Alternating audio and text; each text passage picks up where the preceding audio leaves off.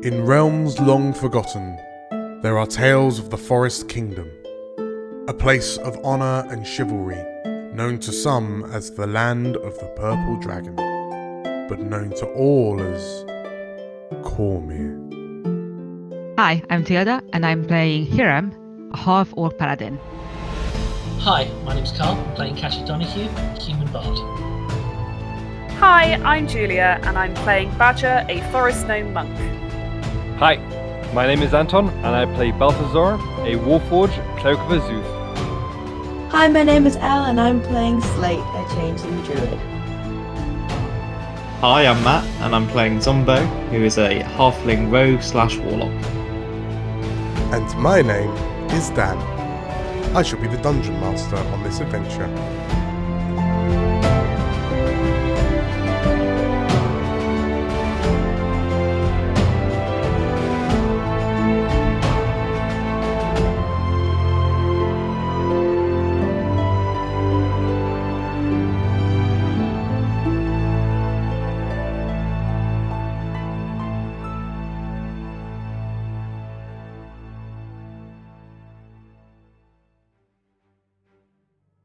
Good evening, everyone. Good evening.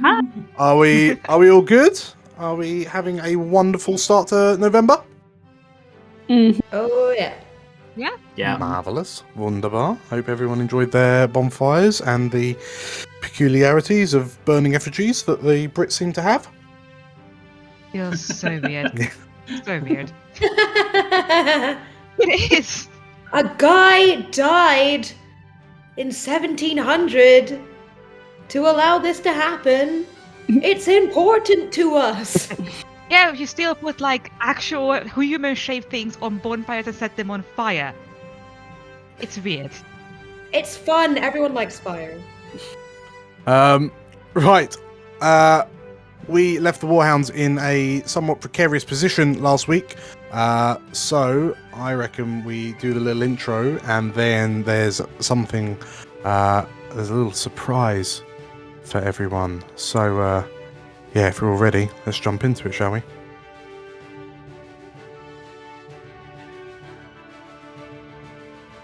Some argue that you can measure your worth as a leader by the caliber of those who choose to follow you.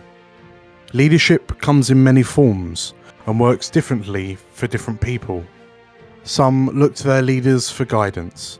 Some look to their leaders for inspiration. Some look to their leaders for command. Most prefer to choose their leaders, while some do not have that privilege. Some forego leaders entirely. In a nation on the brink of civil war between the current and previous monarchs, someone's choice of leader seems more important than ever. There may not always be a right or wrong answer in who you choose to follow, but it is arguably most important to make sure that what you do choose seems right to you. The Warhounds have heard the plight of Raedra and her supporters. Will they choose to continue to fight for her flag, or will they swap to stand under Ezered's instead? Perhaps they will fight to be leaders themselves.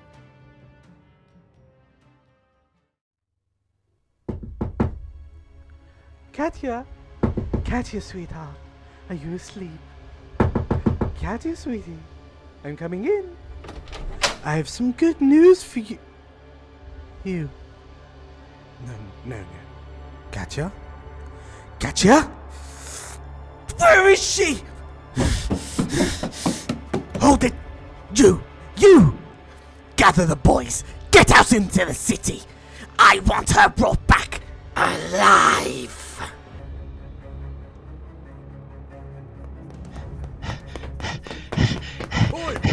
Oi, stop right there, you little...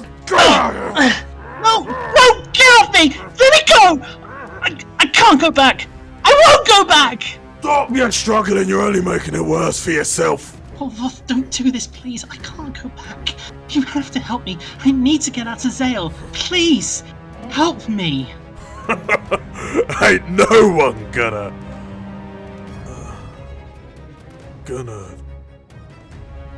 What did you say? I need to get out of Zale. Get you out of Suzail? as far away as possible. Far away as possible. You can't take me back to her. What? Yeah. Holbeth? You okay? Yeah. Just think of the best way out the city. You can't be serious. Come on. You ain't got much time.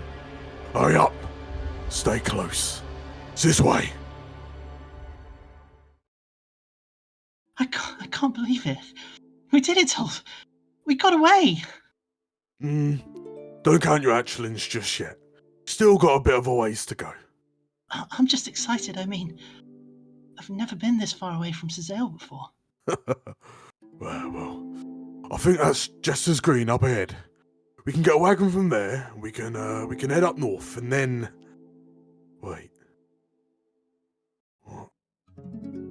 What? Why did I? Tolf? You.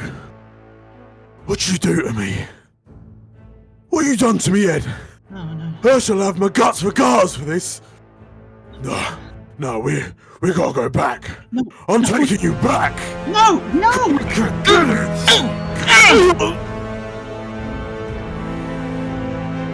God, Tolf, I didn't mean. You little. Come back here, you.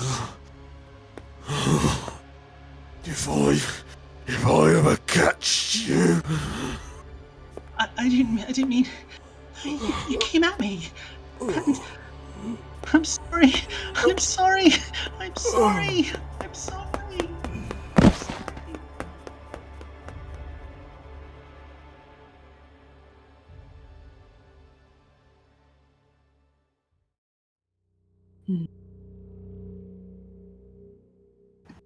Ooh. Oh boy. Katya, what did you do? Long time ago. Mm-hmm. I've just realised, is Katya's name Katya because she'll catch you? Or can't Katya Yes? because she's always on the run. It's That's true. This memory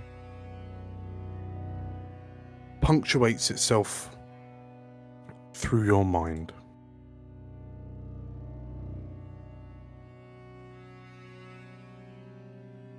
As you look across the room and sat in the plush leather armchair in the corner is a man,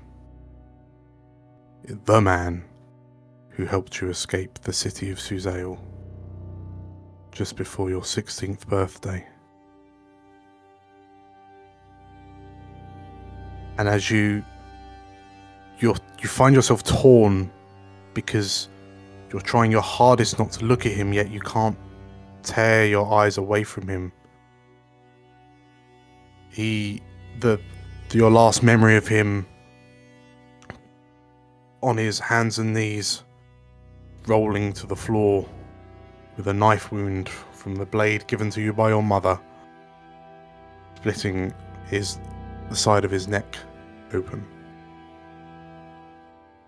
And as far as you can tell, Katya, he doesn't seem to have noticed you. Whoever told me to put on the wig before we came in here. Thank you. So, you, Slate, Balthazar, Hiram, Katya, you are stood in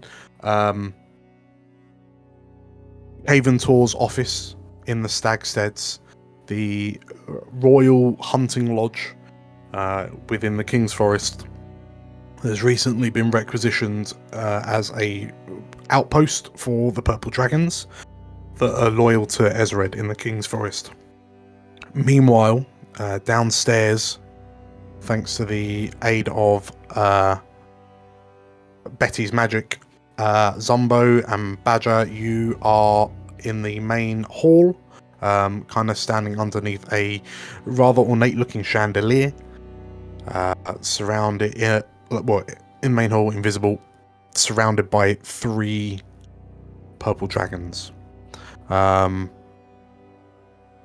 You remember that the reason for your being here is that Raedra has discovered that Ezred seems to be hunting down clues for some sort of artifact that is said to be able to demand loyalty. And she has taken it upon himself to deprive her cousin of such a prize, such a powerful artifact. So, whilst the 4 of you upstairs are trying your best to keep to in inverted commas almost make a distraction, that gives Sunbone Badger a chance to snoop around. But yes, Torvoth, Ursula's boy, has stood up and has straightened his jacket out. Katya, you notice that since you last saw him, Torvoth has had somewhat of a glow up. He seems now impeccably dressed, and his waistcoat, his shirt, his trousers all seem kind of naturally. They seem tailored to him, and I mean, in the grand scheme of things, Looking very alive. he looks good. And alive, yes. Katya's gonna just slowly start nervously backing up, and she backs into Hiram and almost like half starts pushing it to Hiram before she sort of realizes that she's, I guess as she's backing up, a bit of the black wig falls into her sort of eye line as she sort of tries to regather her composure, but echoing alternately between Slate and Hiram's mind, she starts accidentally triggering telepathy, and you can just hear her cursing, flicking between your 2 minds as she's losing control. Okay. So yes, Torvoth has just said, were you expecting guests, Mr. Tor? And Caven kind of looks to the large fellow in the corner of his office. And yeah, he turns his attention to you, the Warhounds, and this is an unexpected surprise. I wasn't expecting to see you so soon after your little and his eyes focus on you, Katya. After your little stunt. She basically opens her mouth like a goldfish for a second, looking between Torvoth and Caven Tor, and then she sort of takes a deep breath and goes into an acting mode as she's realizing everything can go wrong, but there's this quiver on her voice the entire time, and she's like, I don't know what you mean, my lord. Stunt? What stunt? I'll be honest, there are not many occasions where I am fully pleased to be in the company of Allophons, but from what my men have informed me of my behaviour in and around the glade when we last met, it would seem that I was the victim of some sort of mind-altering magic, which, I might add, to use mind-altering magic on a member of the Purple Dragons or any member of Cormyrian military is a severe crime, punishable by imprisonment and or exile. However, it would seem that the Allophon was not able to find such effects, or any lingering magical effects on me, so perhaps I simply had a queer turn. It seems like this is not the best time. Shall we come back a bit later when you don't have other guests to look after? Hiram, you notice that the tattooed individual over in the corner. Like if you side eye him, you can see that there is a very distinctive set of like line tattoos. One going from his bottom lip down and under his chin, two rising out of his eyebrows, one over the top, two running down, two red lines running from underneath his eyes.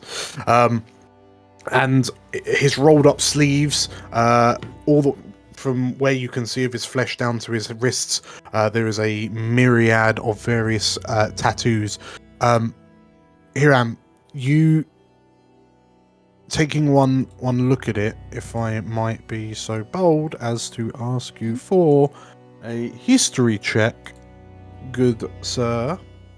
Can I roll with advantage because I am from Suzelle? You can indeed. Hey, thank you. Let's see if it helps. Oh, 20.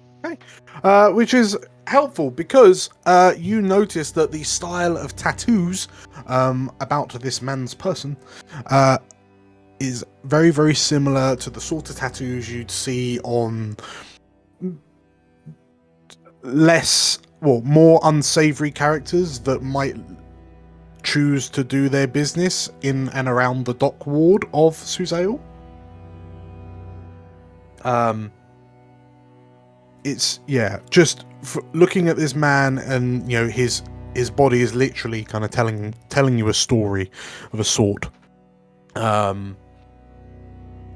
It just seems a bit at odds with everything else that's going on right now, like the state of his dress, his location, etc.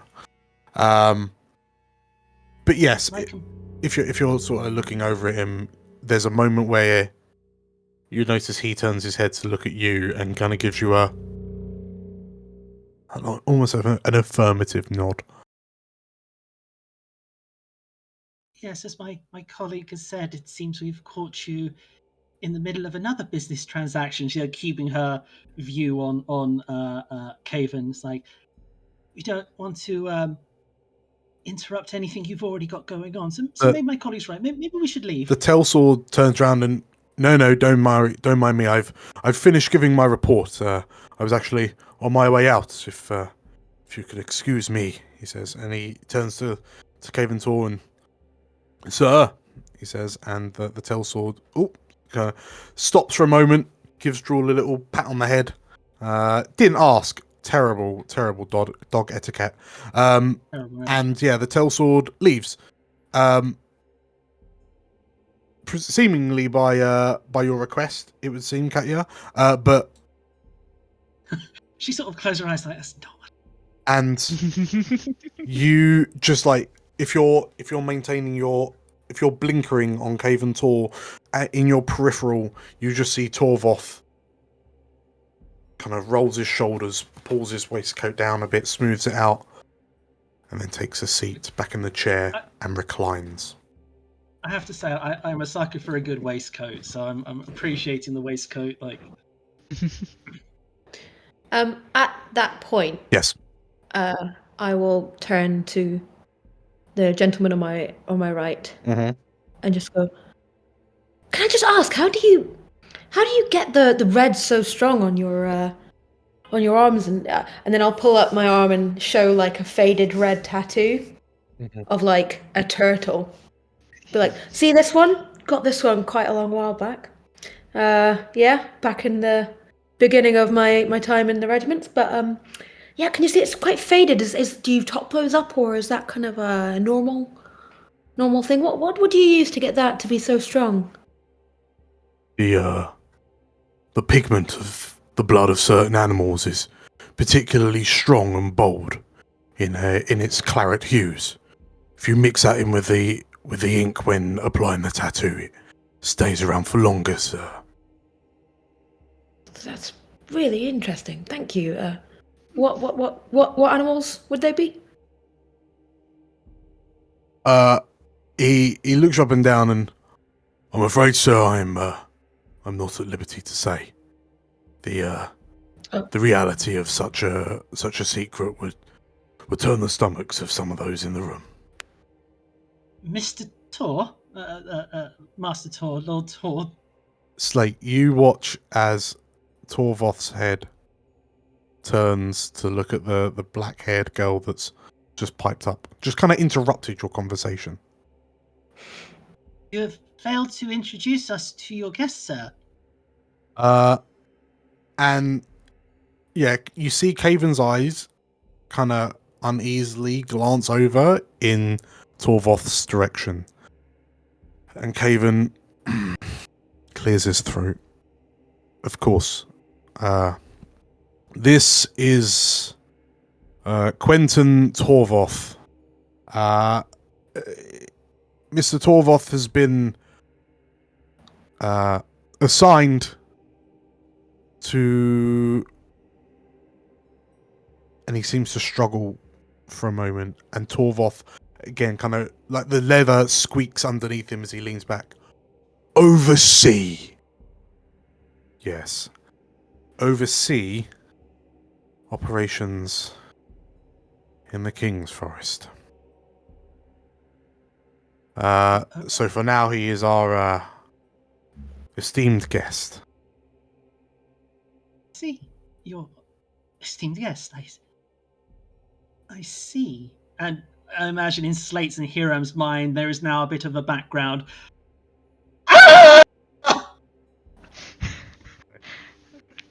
As she is slowly starting to lose her shit. Did we flinch, do you think? Probably. You just So I might even just out loud go, ah! And then... Sorry. Oh, I imagine even one of the books on the cabinets just rattle for a second. Caven looks around a bit concerned, as does Torvoth.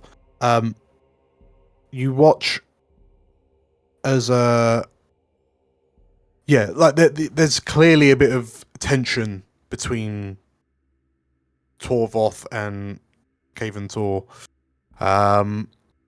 But at that moment, Caven looks back to you and... So yes, while I am disappointed with the outcome of our previous encounter, I still find myself curious. You haven't actually answered why you're here. And as he says that, Badger and Zombo, you're downstairs. You've got some rounds to play with. You can see that there are a number of purple dragons in the room. In the room around you, you can see a number of closed doors. There is a open doorway ahead of you that leads, from what you assume, well, you know it's the staircase up. You saw the rest of the Warhounds take that stair. And the blades, like the purple dragon blades around you, look a bit bored. Like, I mean, they're sentry duty inside a building. Like, yeah, there's not a whole lot. Like, you can see that, they're just bored. They're not really paying attention to much of anything. But what do the two of you do? I think Zombo was be whispering very, very quietly in Badger's ear. Right, listen up. I reckon one of us ought to check out that bookworm in the other room, see what she's reading. And the other one can head upstairs and see if there's more rooms than... could be a whole other floor up there. Right. In that case, which do you want? You check out the bookworm. I'm going upstairs. I'll create a distraction for you, but I will lose my invisibility. What was that? What was what? Murphy, what was that? And one of the dragons... I didn't say anything. Oh, what's up in the wind? Cool. Right. So Badger's plan is basically get round the corner, probably up here onto the staircase, and then from then on, just blag it. Say I'm with the Warhounds. If anybody sees me after that, but basically, is this a fireplace, Dan? Yes. I can use my manipulate fire cantrip to basically cause a ruckus, and then that will allow you Ooh, sorry, I didn't mean to open that. That will allow Zumbo to slip through the door, hopefully unnoticed, while everyone pays attention to the fire over here. That's my plan. I think that's great. I think I can just go this way and then right. Oh, can you? No. Yeah. No, I think you there's an need open route. No. Yeah. So don't lose your Very much invisibility. simpler. There is not. There is not. So there's not. Oh, there's Okay. not. I just- I'm misremembering. Yeah, no, there's a. Okay. So that area there is like a foyer into this main hall, and then it seems everything kind of leads off from here. So yeah, the door that Badger was pointing towards would be. Tell you what, Badger's just going to go onto the stairs, maybe cause a bit of a ruckus on the stairs, and then sneak off, still invisible, and hope that people look towards the stairs so that you have a chance to slip through. As long as it's not locked, that would be annoying. So yeah, off she goes. She's going up here, and then she's going to create a ruckus. Oh no, help! You down there, help me! And then she's going to carry on sneaking off. Zumbo, you can't see or kind of hear Badger, but you trust that she's potted off. And you stand by the door, you look up. The door, it doesn't look like it's a decrepit or ill-maintained door. But after a few moments, you hear, somebody help, and the three blades in the room kind of look at each other. And in beautiful military precision, all three bundle in one after the other to see what has happened. Yeah. So as soon as they've got all their backs to me and stuff, I'm going to tentatively try the door handle. Okay. Is it open? You can click and find out. Hey. Hey! Okay, so the door opens. The first thing you see, there are two more purple dragons. One is sat on a sofa. So there's a sofa to your right. It seems that this whole room is some sort of kind of it's library-esque. The bookcases don't reach to the ceiling, so they kind of come up to chest height on the humans in the room. But perfectly, they are complete cover for you to run behind. Nice. So as soon as the door opens, I'm going to quietly slip through before anyone sort of investigates. Okay, fine. Why the door's suddenly opened and get to there. Sure. So as you start sneaking through, the purple dragon who's on the sofa, on the sitter,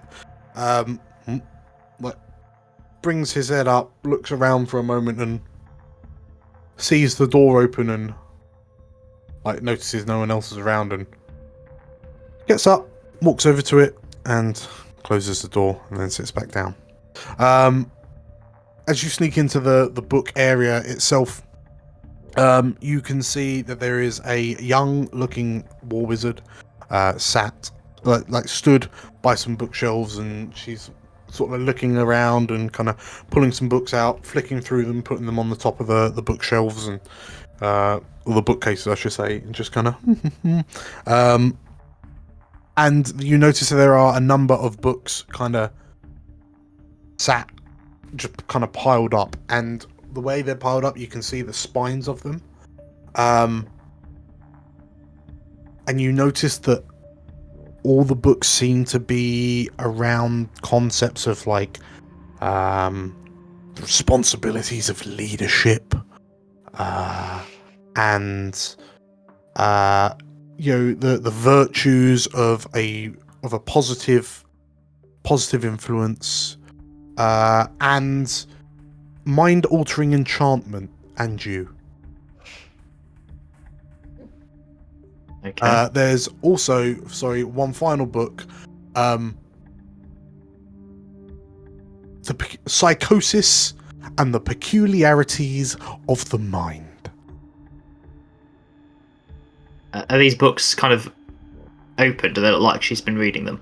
Small wizard. So it looks like it. So these seem to be a stack of books, very, very similar to the ones where she's kind of getting books out, kind of looking at the spine, looking at the cover, going, and then just kind of flicking through a few pages and just going, and then kind of closing them. Some of them are going back on, but it seems like this pile is a will be read pile.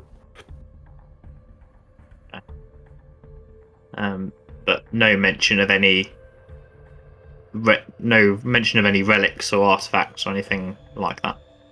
No. All right.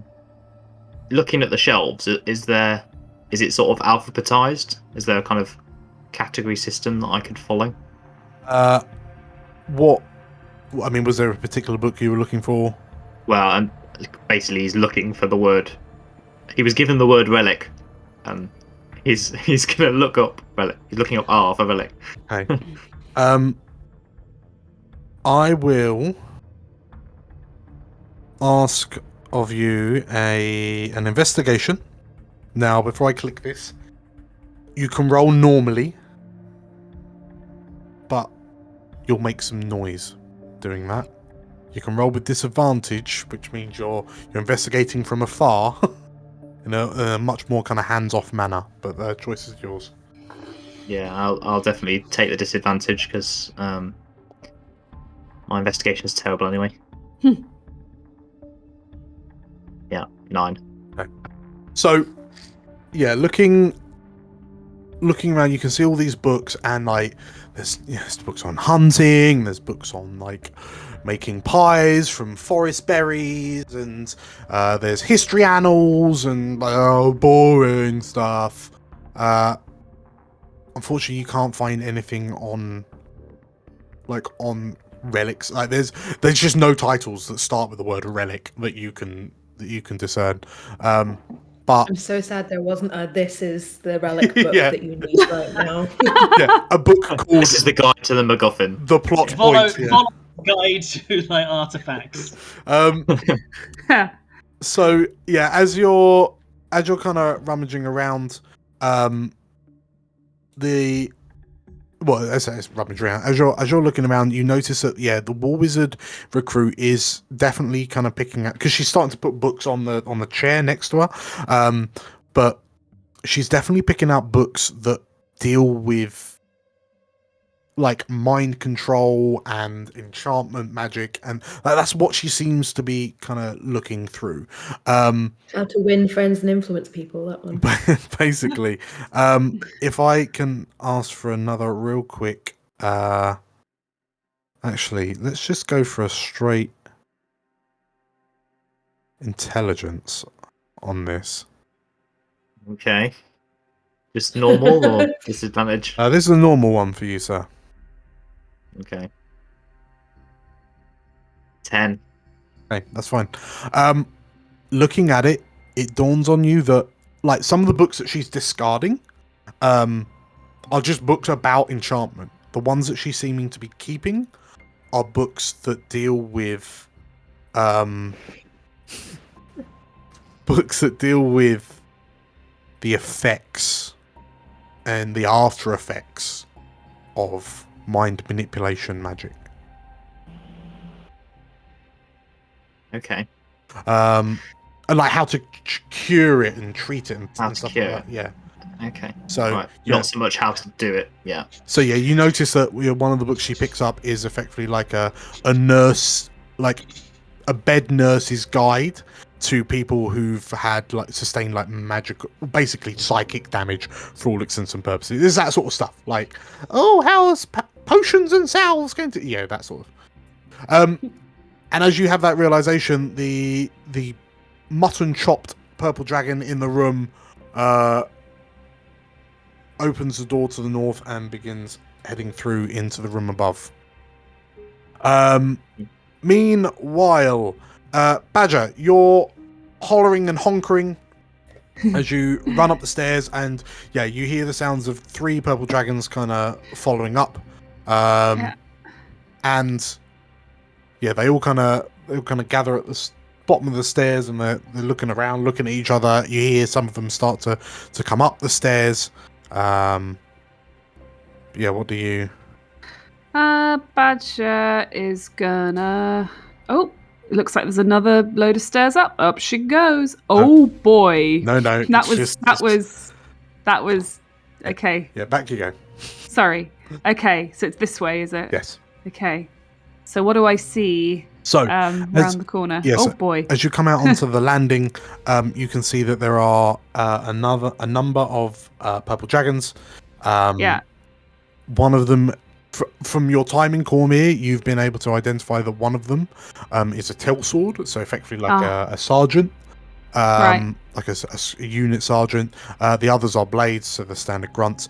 You can just about see the silhouette of Hiram through the doorway. Yes, I can. Right down here. Doesn't feel like it's an awfully good idea to hang around or try to go through any doors in this room. Well, is there? Sorry, go on. Does it seem like there's anywhere else I could go that I won't arouse any suspicion? I mean, from where you can see, all the doors, you're correct, do appear to be. Well, there's a door behind you which is closed. And which way are all these purple dragons facing? They're kind of facing each other. So as you come up the stairs, one of the purple. So this purple dragon here is actually kind of taken a step forward, and so pardon me for asking, but Warhounds. And the tail sword stops. You see the shoulders slump, and yes, Blade. They were the Warhounds. Yes, and the purple dragon. Oh, they're bloody heroes, they aren't they, sir? Language, Blade. I mean, they're blooming heroes, sir. They are. Yeah. Do you reckon they were about? Do you reckon they were about the crazy we got? And the tail sword stops, and like even through the narrow visor, you see the tail sword's eyes narrow, and the blade, and just kind of backs off into the corner. You notice the two stood at the other side of the hall, just look at one another, roll their eyes, shake their heads. But you also notice with your perception 16, they look, the two purple dragons look at each other, roll their eyes, shake their heads, and then this one here on the left, you see her head, like her gaze turns to look into like look over to the corner. Okay. Right. Okay, so Badger's gonna sneak across the room, making as little noise as possible. Mm-hmm. Okay, so there's a... Oh, is that door open? No. No. Fair enough. But... So yeah, you notice that there is a purple dragon standing guard in front of a door. It's the first purple dragon you've seen who's actually been blocking a doorway. Okay, I'll tell you. No, I will not tell you. I was just thinking, I saw an open door on the other side of the hallway, back off to the left. But I was thinking maybe I could distract people, but that would require me to be all the way over there. So that's probably not going to work. It's very tricky. How do I convince all of these people to not be here? Very tricky. I mean, I could probably sneak up behind Hiram and sort of whisper to him very quietly while the main conversation's going on with Caven Tor, possibly. Do a little sort of boom, boom, boom on the back of his armor.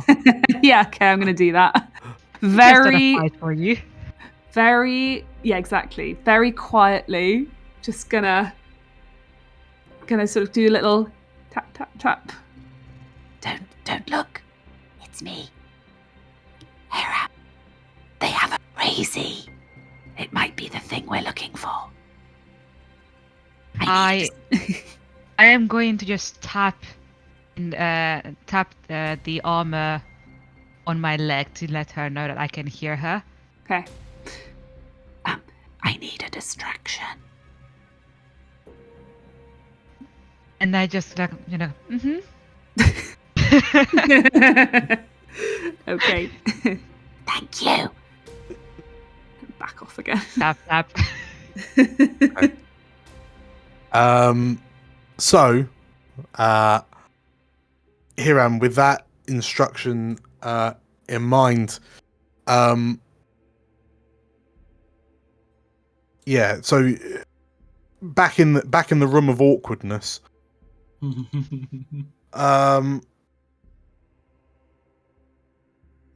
yeah. Caven is awaiting your answer. Why are you here?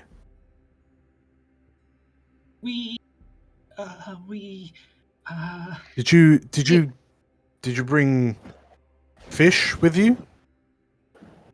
Not at this time. She is not in the. If we did, we came here because of her. And I wanted to check on a couple of things before we proceeded with our investigations. Also, sorry, I was picked up on the way by the Warhounds, the heroes of Hollick Forest. I got separated from my regiment. I was brought here as the closest nearby area. Perhaps I could. It's been a very difficult time with the bandits and everything that's going on. Would I be okay to take a rest here, sir? Even looks at you like he's studying you, and like he looks a bit almost confused. And Elle, I'm gonna give you the opportunity. I love opportunities. To choose from yellow, green, grey,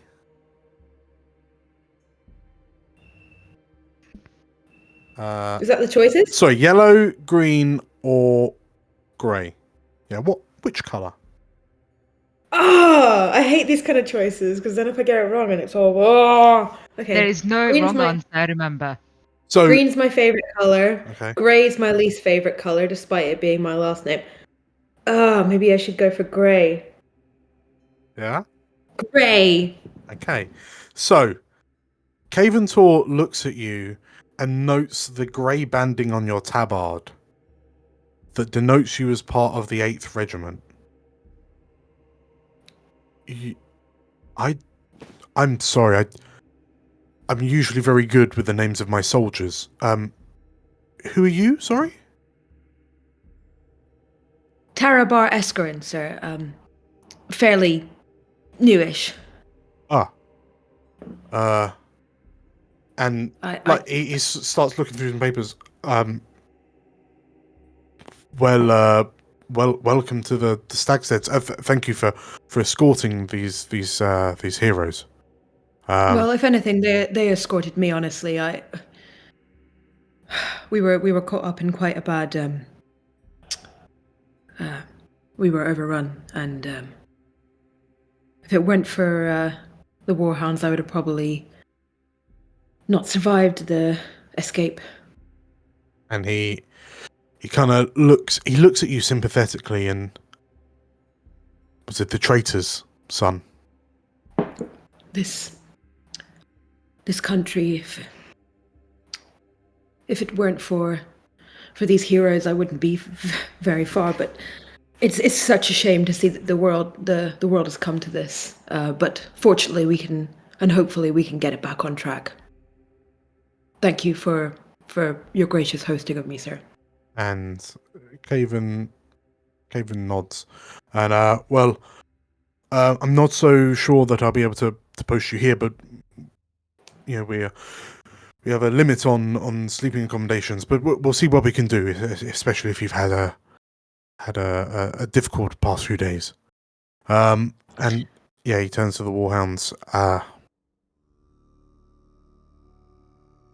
I think the thanks are once again in order.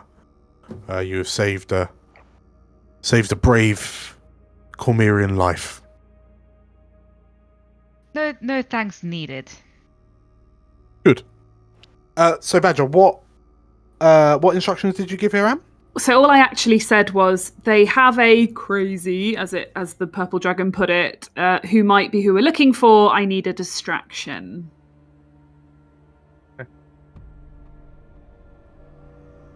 Yeah, she didn't say it needs to be a good distraction. Oh boy. But yeah, so do I remember what the soldier looks like? The purple dragon looks like, sorry. So you remember that out in the hallway when you walked through, there were 4 purple dragons. And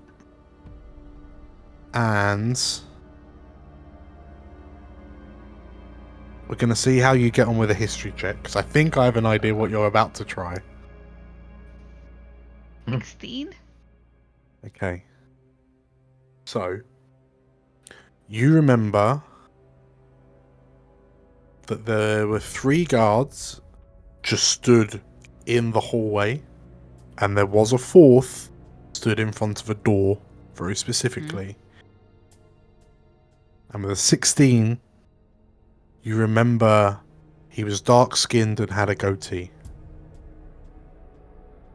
Cool.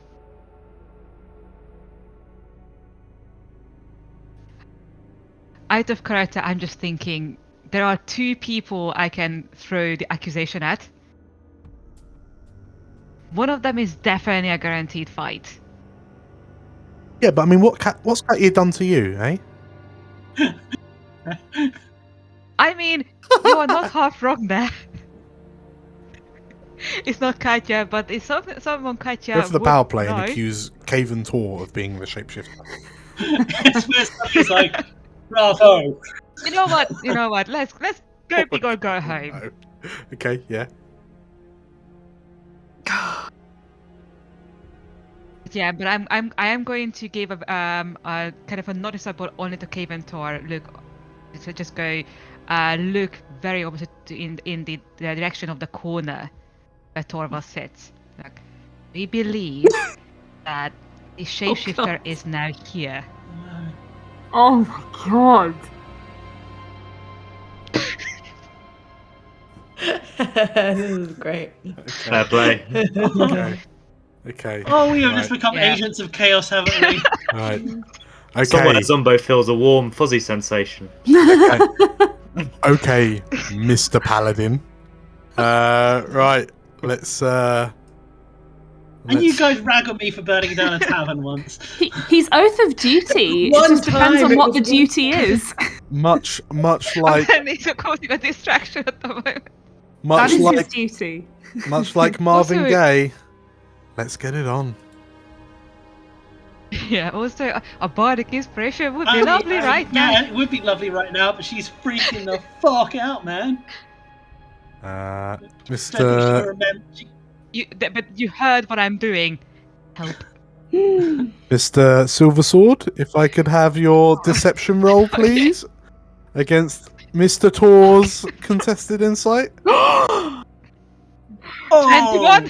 Nice. Come on, roll low. Roll. Here's low. the thing. Come on, Dad. I'm rolling it private. Yes! Oh, I didn't roll it private. Okay. Oh. We can pretend we didn't see that 6. I'm sorry. Okay. So We'll all pretend, and then you can go, oh, it was really high. Sorry. So you look at Cave.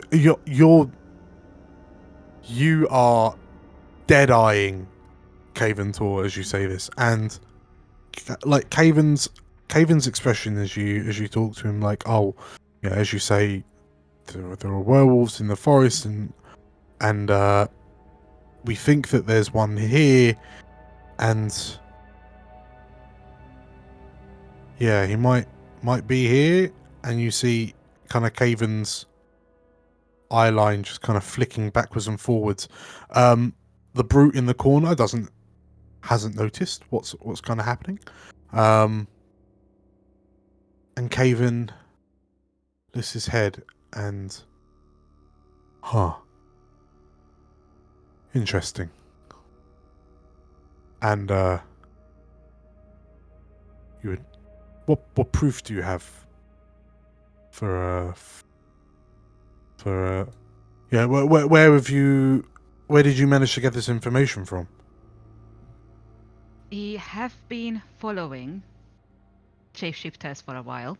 Uh-huh. We actually have been traveling with one. I do believe you have met them last time we crossed paths. That's public information. Caven. What? As his mind starts blowing, you what? You have a. There was a reason why we didn't want you to take fish with us.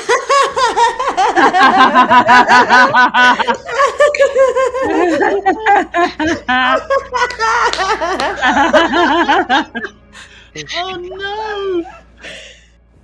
You've already got inspiration, so you can't have it again. If I have to roll a deception again, then I have the No, you don't. Caven, like, you see his eyes flutter to the desk as and you can almost hear the cogs going in his head and he looks back up at you and his head just turns to look at the man sat in the corner.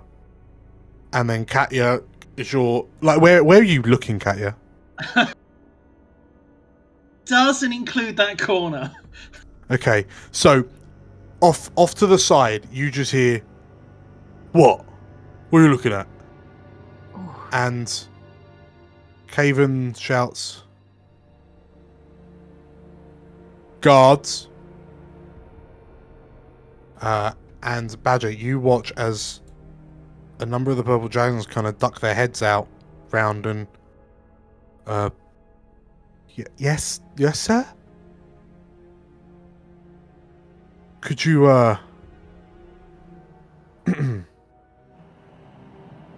I'm ordering you to place Mr. Torvoth here under house arrest, pending further investigation. And the man in the corner turns to looks at Tor and, you what? Immediately, Blade, and the purple dragons, she looks at Torvoth as he slowly gets out of his seat, and he just doesn't seem to stop growing as he stands up, and it's almost Katya, just out the corner of your eye, you can see the silhouette growing, and it's almost, you feel as if he's about to hit his head's about to hit the ceiling. He just keeps on seemingly getting bigger and bigger. And the blade hesitates for a moment, and quietly, calmly, Caventor says, "That was an order, Blade." And the blade behind you, the Badger, you just watch this poor little blade kind of, and she looks at the other blades in the room and the tail sword and kind of does a gesture, and they all scarper in, and Badger, you don't know exactly what's happening, but you just hear, "What are you doing? Get your hands off me! That's it! What? Oh, I'll have your head for this, Tor! Get it bloody... Now get... This is bespoke! Get off! Get off, you cherry, you filthy... Fuck off! And you hear the sound, and Hiram, you watch as, Torvoth just starts, they start to grab, two of them to an arm, and he's trying to throw him off. He manages to push the tail sword, palm the tail sword off, and then just clocks this helmeted purple dragon so hard it sounds like a bell's ringing. And the tail sword clonk, hits the door, falls through it. And yeah, the other blades just kind of jump on him and manage to eventually get Torvoth's arms behind his back, and the king will be hearing about this. He won't be happy. He won't be happy at all, he says, as the blades go, yeah, all right, enough, son, enough. And they drag him out of the room, and Badger, you just watch as this behemoth of a man is bodied out of the room by the 4 dragons who have now abandoned their posts. And yeah, they disappear down the stairs. I imagine Katya's leaning against the wall. The moment he says the king will be hearing about this, she turns to Cave and Tor and she's like, I'm sorry, Lord Torb. Did he just say the king will hear about this? And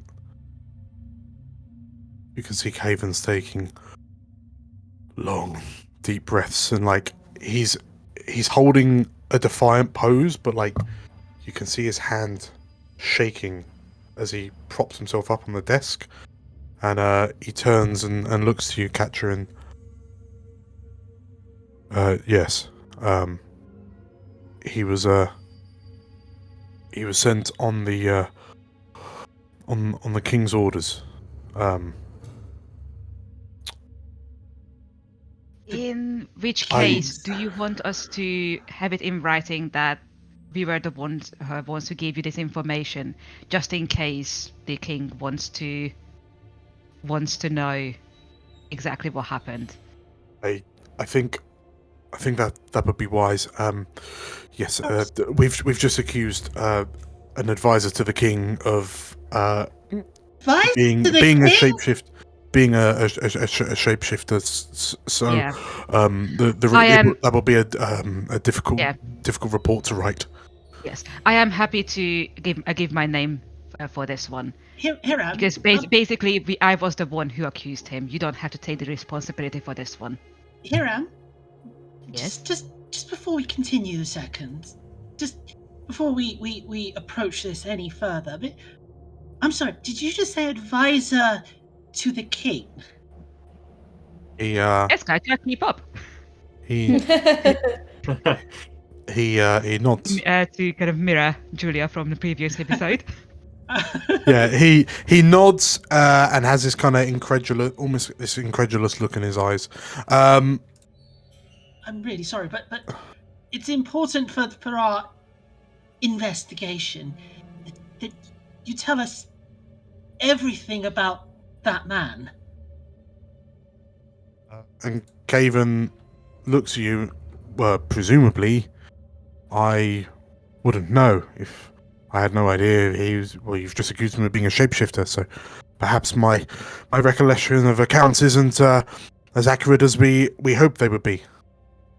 Sorry, no. I think I need to stress this. You need to tell us everything that you think you know about this man. That you've just said is advisor to the king. I feel like we are not in the position to demand information from in this situation at the moment. All due respect, Hiram, I think we're in a perfect position to demand orders, to demand things from Mr. Tor here, especially when he says that man was advisor to the king. Okay, bear with me for 1 second, and I'm going to grab Katya by the shoulders and just say, I need you to calm down a bit. I don't think you quite understand, Hiram. I do understand. This is not the place. Please. He was one of the boys. I know. I from your reaction, I got that this is a thing. I need you to calm down in this room. We will deal with this. We will talk about this, but not here. Dumbo. I didn't realise you went out and bought a Zegway. Zombo. About 10 minutes in the past, you are downstairs in the kind of library with all of the books that you and the titles that you've seen. You've just seen the purple dragon kind of leave out through one of the doors. What do you do? So yeah, once he's finished reading the sort of the titles of the books that the War Wizard was picking out and scoffing to himself inwardly that anyone would need to read a book on leadership, rather than just being naturally gifted. He's going to slowly pad his way to follow the the other purple dragon. He's being wary of Badger's warning about Alathons potentially being able to see through invisibility. So rather than just waltz in like he would normally do, he's going to kind of stick his head round the door and see what he can see. Okay. So inside, you can see the mutton chopped purple dragon walks up to a table that appears to have there's a tail sword, there's a posh looking purple dragon, and I mean, looking at him, he's effectively a textbook wizard in the purple hat, purple robes, probably a war wizard. You would have to roll me an intelligence check. Oh damn, you really? Normal? Yeah, normal roll on your intelligence check. 10. Okay. I'm consistent. It's a wizard, all right. Yeah. Don't know what flavor a wizard, but that's definitely a wizard. Pointy hat equals wizard. All right. Pointy hat wizard. Yeah. Pointy hat and beard wizard. Yeah. He's got a beard. Old wizard. Giving the room a quick scan, are there kind of like stacks of documents or anything that looks like official papers? So interestingly, no. So what you can see is there are a number of, like, the room itself is rather large. Like off in one of the corners, like the wizard and the Tellsword seem to be sitting in almost like a bay alcove. That is walled off because it's because of the construction of the kind of growing out the cave kind of thing. You can see a piano over in one corner. You can see that there's a row of kind of waist height, or for you, like forehead height, cupboards. On the other side, you can see a fireplace. There are some seating arrangements. There's a very fancy chandelier hanging from the ceiling. This looks like a lounge. And yeah, I say the wizard and the Tellsword seem to be playing some sort of board game. It's like an 8x8 black and white game. You've seen some boring people play it. People with no ambition in life, clearly. But yeah, you don't know the rules. Are they talking about anything? Are they having a conversation? You can see. So you notice that the Tellsword looks kind of distracted. You've noticed that you think he's white, and he hasn't got very many pieces left on the board. The war wizard just looks really smug with himself. The blade kind of leans in and whispers something in the Tellsword's ear. Tellsword kind of nods and thank you for the report. And then you watch as the blade kind of leaves, makes his way across the room, and opens the door out into the main hallway again. And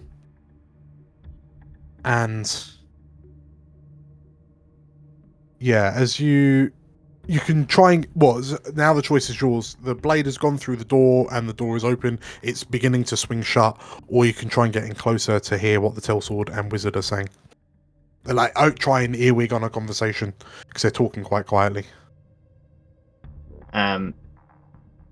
Yeah, I think I'll get closer and try and listen to them. I'll kind of crouch behind this piano, I think. Okay. So as you crouch behind the piano, you hear the sound of the door close behind you. And as you're getting close, you overhear the wizard saying, It's certainly unusual. Yes. I mean, it's usually a very powerful spell that would kind of have this long lingering effect on the target of said spell. It's peculiar, and the Tellsword's just kind of like he's not really seeming to be paying attention to what the wizard's saying. He's just looking at this game board in front of him, and you see him sort of like his fingers kind of pointing. He's trying to figure out a move, you think. And I suppose that perhaps she was just much weaker minded than she thought she was. I mean, these. I tell you what, the college is letting in all sorts of young people who just no right being wizards. Just don't have the metal for it, you know.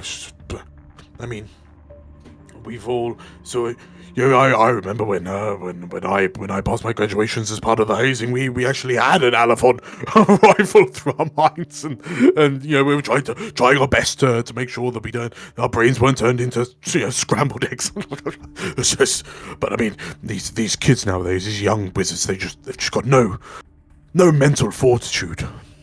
You can't move that there. That's an illegal move. And you hear the tail sword. Moves the piece back. Okay. He'll clock that, and then he's just going to go back to this door and listen to it to see if he can hear the guards breathing just outside. So, yeah, the guards.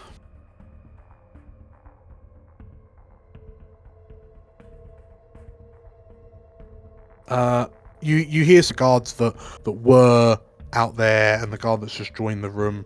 They're just having a little natter at the moment. But yeah, the conversation is quiet. You can't, so it seems like they're not by the door at the very least. Okay. Do I think that as these two here are kind of absorbed in their game, I might be able to open this door without alerting them at least? Sure. Yeah. Okay. I'll do that. And then again quickly slip through before. Yeah. If I can close it again without alerting these guys, then I will. If I don't think that's possible, I'll just leave it open and get as far away from it as possible. Sleight of hand.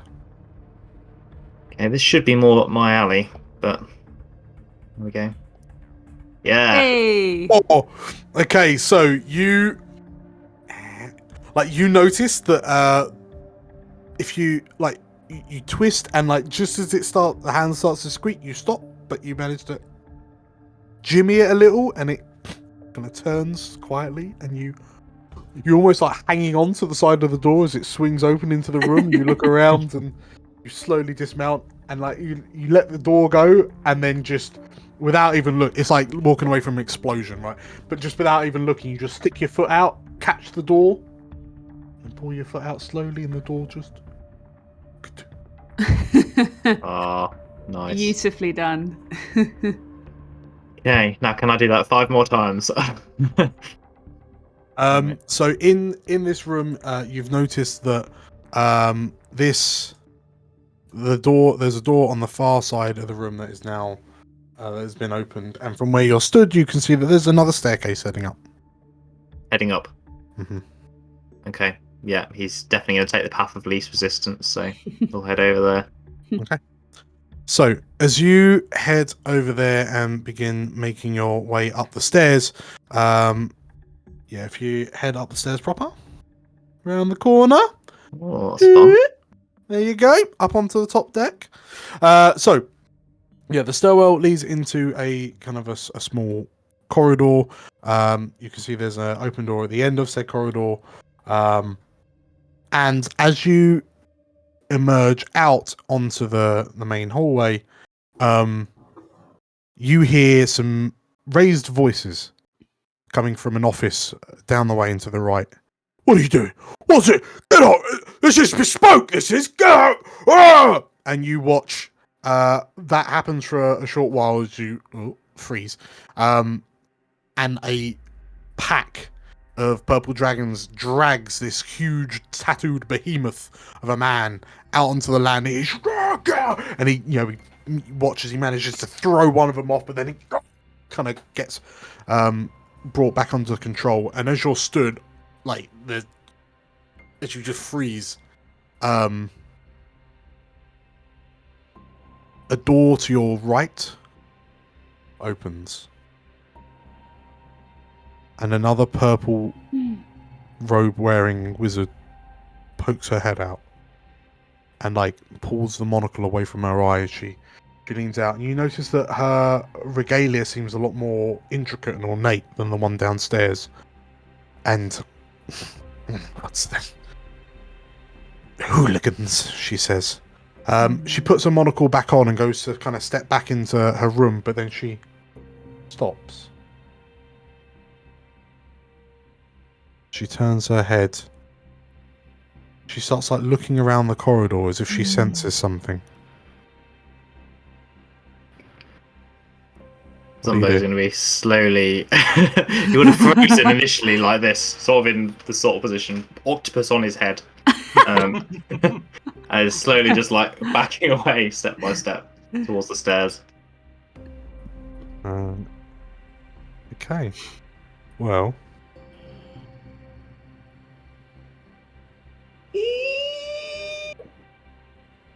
Oh no. And as this woman, this middle-aged woman, just kind of scans the corridor, and you start to back away into the corridor from whence you came, her eyes fix on the point you were standing, and then she tuts, heads back into her room and closes the door.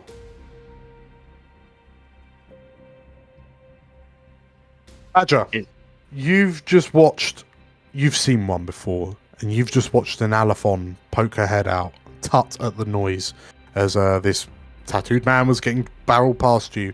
And she seems to know someone was there, but she didn't look over in your direction. But she disappears back into her room. What do you do? I guess. Can I guess from that Zumbo may be nearby? Because at the moment, I have no idea how we're going to find each other again. We're both invisible, aren't we? In we're both 40 minutes when the spell runs out. Yeah.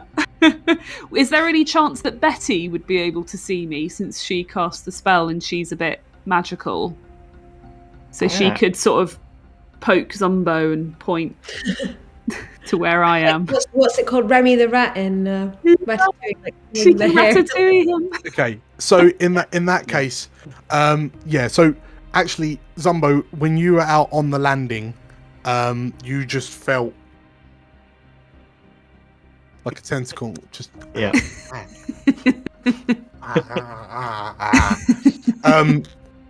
and as you look up, you just see one tentacle kind of pointing down the corridor at a space.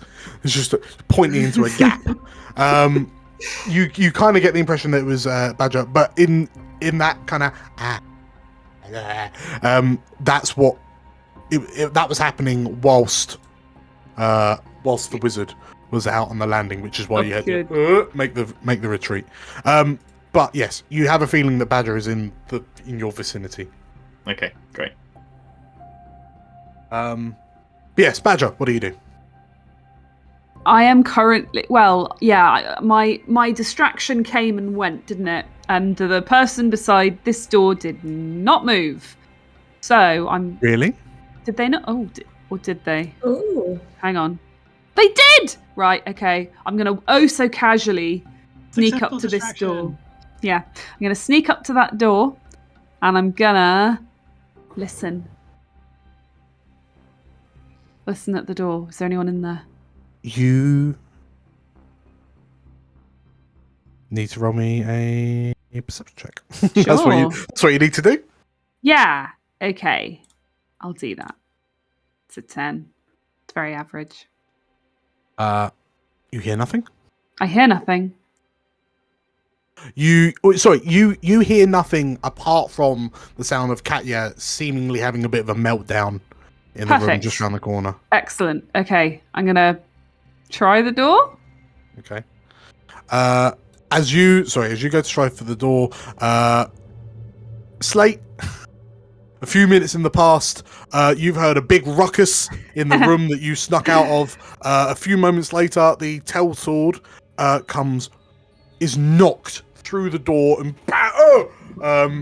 and you watch as this kind of vase that was on a plinth just rocks violently, and you realise in this moment it's going to tip, and it's up to you in this moment, at this point in time. It is in your ability to try and catch this vase. And of course I will, because the first thing I would probably try and stop looking like I was listening in on this door. Yes. So I'll be like, immediately the first thing is like, help, do something else. So it's a good distraction to catch the vase. Okay. Catch the vase. Catch the vase. Use the roll me dexterity check. Dexterity ability check. I got Okay. a 12. And you manage to grab this vase before it tips onto the Telsword's head. And the Telsword looks out for the count. Oh. I'll probably He has been knocked unconscious. kick him a bit. Like with my toe. More like toe tap. Okay, sure. Nudge. Yeah. So you Just tap a little nudge. tap the Telsword with your foot. As you get close enough to see, you notice that the Telsword's helmet has like a 4-channel dent in the side of it. Ooh. And purple dragon armor isn't rubbish. So whatever hit him, you assume it was that big tattooed bloke. Clearly had some oomph behind him. It's proper knocked out for the count. Yeah. You wouldn't be surprised if there was blood trickling out the bottom of his helmet. What's in the room up to the north? Up to the north is just kind of more. So there's a bust of some noble woman. You see a small door to the top right. You see a small door, like a main door on the northern wall. You, using your geography, you know that would lead out into the hallway, like the landing. So small door to the top. Yes. Can I walk up to that and tentatively check in it? Yeah. So sorry. Which open the door you wanna? Or click on the door you wanna open. Boom. Okay. Oh, it's huge. So yeah, peering out, you see it's the landing that you arrived in on. Okay. So there's people out there. No, it's empty. Okay. Sorry. You look out, there's no one there. Yeah, there's a commotion, and then a parade of people and purple dragons carrying Torvoth off come barreling through, and then it's quiet again. You hear Katya having a meltdown in the room next to you. Okay. Oh. And to the right of me is the hallway that we came in from. Okay. So yeah, this is where you came in from. Uh-huh. You haven't explored to the left. You can see that what I'm looking for is a cupboard style cupboard. I mean, there looked like there was some sort of closet type door just behind you. Yeah, okay, that one. Yeah, I want to stash this guy in the cupboard. Okay. So I will. I imagine that I'll keep the door closed here. I'll close that door. I'll be like, "Oh, are you okay?" And kind of drag this body away from the door. Close it. Don't worry, I've got him. Close the door, and then open this door. Okay. Drag the Telsword into there. Okay. And then I'll switch clothes. Okay. And I'll use the tabard I've got on to properly tie up this guy. God. As you're okay, so as you're barreling, putting this Telsword in, taking his helmet off, it's got four finger dents in the side, and he managed to pull that on anyway. He's got a shield and that. So as you strip this Telsword, are you dressing him up in your clothes? Well, in a certain way, yes. I'm taking his clothes and I will give him my clothes, but I'm also using the clothes that I've got to kind of wrap him up in a useful way to stop him from, when he wakes up, being a nuisance again. Okay, cool. Right, you're now wearing. So just for reference, you're now wearing. What is it? It's chainmail. Which is so before it was you had padded clothes on. If you put his armor on, it would be chainmail, and You are strong enough to wear chainmail. It would make you... The sound of it, because you're a druid, will make you feel a bit... and you're not proficient in it, so everything's going to be at disadvantage. But you'll That's have fine. AC 16. That's fine, because the next thing I want to do Okay, right, yeah. is I want to become a little tiny mouse. Right. Oh yeah, because all of it turns into Okay, cool. Before you turn into a mouse, as you're stuffing in this tail sword, it's a storage cupboard closet of some description. You see a number of chests, a number of boxes, and brooms, and so on and so forth. You notice that hanging on a hook on the right-hand wall of this little cubby hole is a dog collar. And you assume, given it's a hunting lodge, it was a dog collar for one of the hunting dogs, but you haven't seen any hunting dogs, presumably because all the hunters are gone. But in that moment, you realise that Jewel's collar's looking a bit tatty, doesn't it? Yeah, I'm definitely going to take that. I mean, also just because of the curiosity of what's happening at the moment is like, yeah, I'll take that. Cool. Okay, so you pick up this collar. It looks like a rich black leather, and it's got the little dangly pendant bit is kind of circular, and it looks like it's got. It looks like it's almost like a crescent moon, like so circle.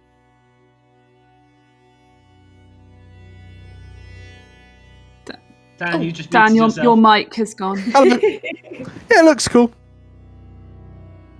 Is it kind of going to freak me out a little bit with the whole sickle incidents that have been happening? Maybe. I'll tentatively put it in my pack. Okay, and as you open up your pack, and definitely make sure this is very secure. By the way. Sure. I mean, as you open your bag up and go to drop it in the collar, you look at the sickle, and you realise the inside of your bag is blood-stained.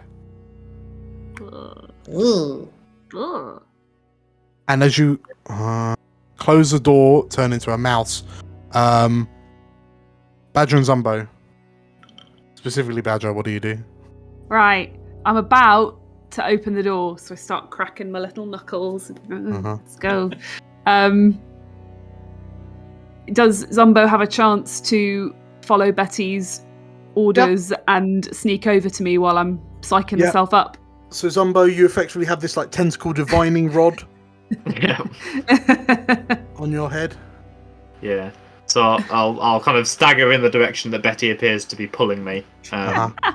Arms like this, like trying to feel Badger, I guess, before he just crashes into her. Okay. And then as he gets sort of close to the end of the corridor, I'll go, Badger. Zumbo, quick! I'm going to open this door. Apparently, they have somebody who might be the person we're looking for. So, I think I'm going to check in here for them. All right, I'm with you. Right, okay, I'm going to open the door. Hey. Oh no. You open the door. Oh no. And find a bedroom Uh-huh. in a complete and utter disarray. Ooh. The bed sheets are pulled off the mattress. There are clothes, various clothes strewn across. It seems like a whole wardrobe's worth of clothes just scattered about, almost as if they've been put on and then immediately taken off and discarded. You can see that the cushions on the chair in front of the fireplace have been removed from the sofa and they're propped up against the wall. The room is a state. Mm. And Right. in the middle of it all, sat on the end of the bed, with a quaint little smile on her face, her hands resting and slowly rubbing the tops of her thighs, is what appears to be a young moon elf war wizard. She's got her skin has an ever so slight purplish blue hue, like a twilight sky kind of hue color. Her hair is silvery grey.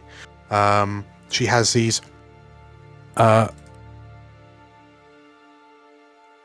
kind of stark hang on, where is she? La la la la.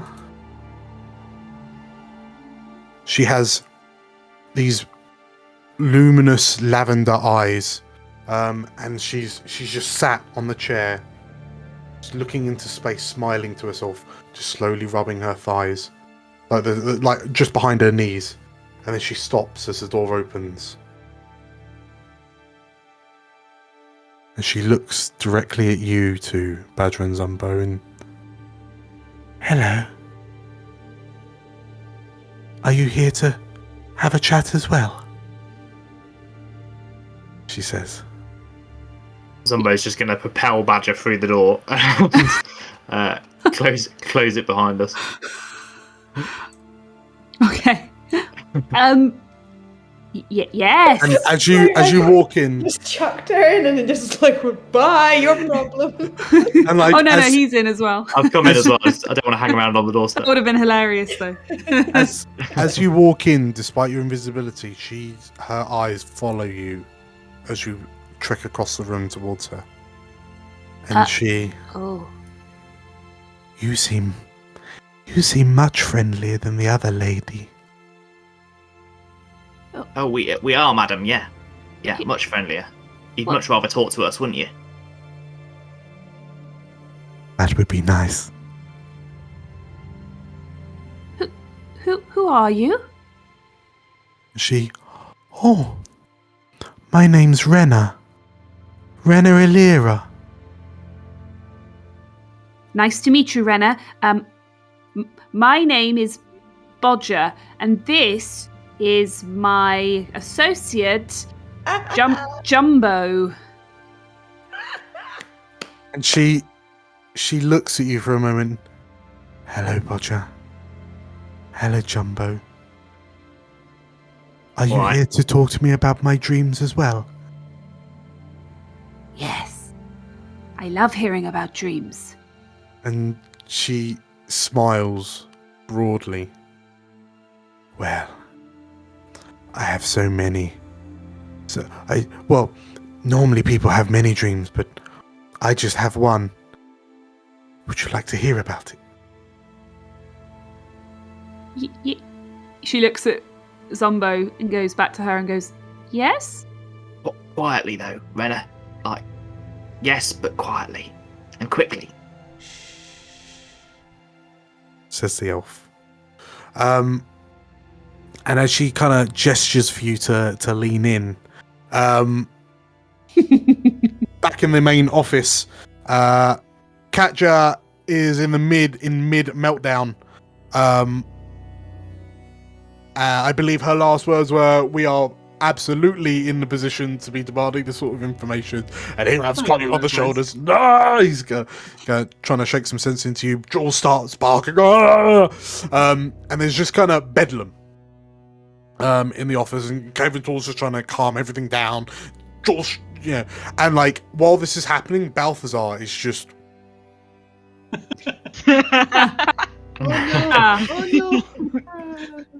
And Hiram, like out of the corner of your eye, like you could just see like Balthazar just on a swivel, just like the world's angriest, loudest tennis match. And you just watch as the big Balthazar's head just like goes from looking to you, like looks up slowly and kind of looks out the window. And like in lieu of like a raised eyebrow, you just see Balthazar's head tilt. Cool. Excuse me, Mr. Tor. Do your purple dragons normally sleep on the job? And you notice that he's looking out of the window of Tor's office. Oh, no. And here I'm looking, like you can't see because he's got the height. Balthazar's got the height advantage, and Tor looks to Balthazar. What the? And he steps to the window, and oh, by the gods, he says. Is anyone else following him to the window? Yes. Imagine at this point, now that they've interrupted, Katya does step up to the window, and I can only assume Raedra has not waited. Oh, quite the opposite. This is I'm going to be happy. As you look out the window, like there are two purple dragons that were guarding the front gate, are on the floor, covered in blood, and you notice that one of them is almost looks as if she's been twisted in half, and you hear at that moment everyone in the building hears shouts and cries as they all start looking out the window, and Hiram, you watch as this purple dragon here starts, like one of his legs lifts up and he starts to get dragged across the grass by some sort of invisible thing, but as he begins to move, you see the shimmering fades, and you see what appears to be a jet black scaled creature covered in red blood-like markings, and it pulls the purple dragon along the floor, lifts up the corpse, and you turn away as there's a bite. You hear more shouts and screams, and then the creature turns its head, looks at the window downstairs, and there's a smashing of glass as it bounds through the window into the downstairs of the building.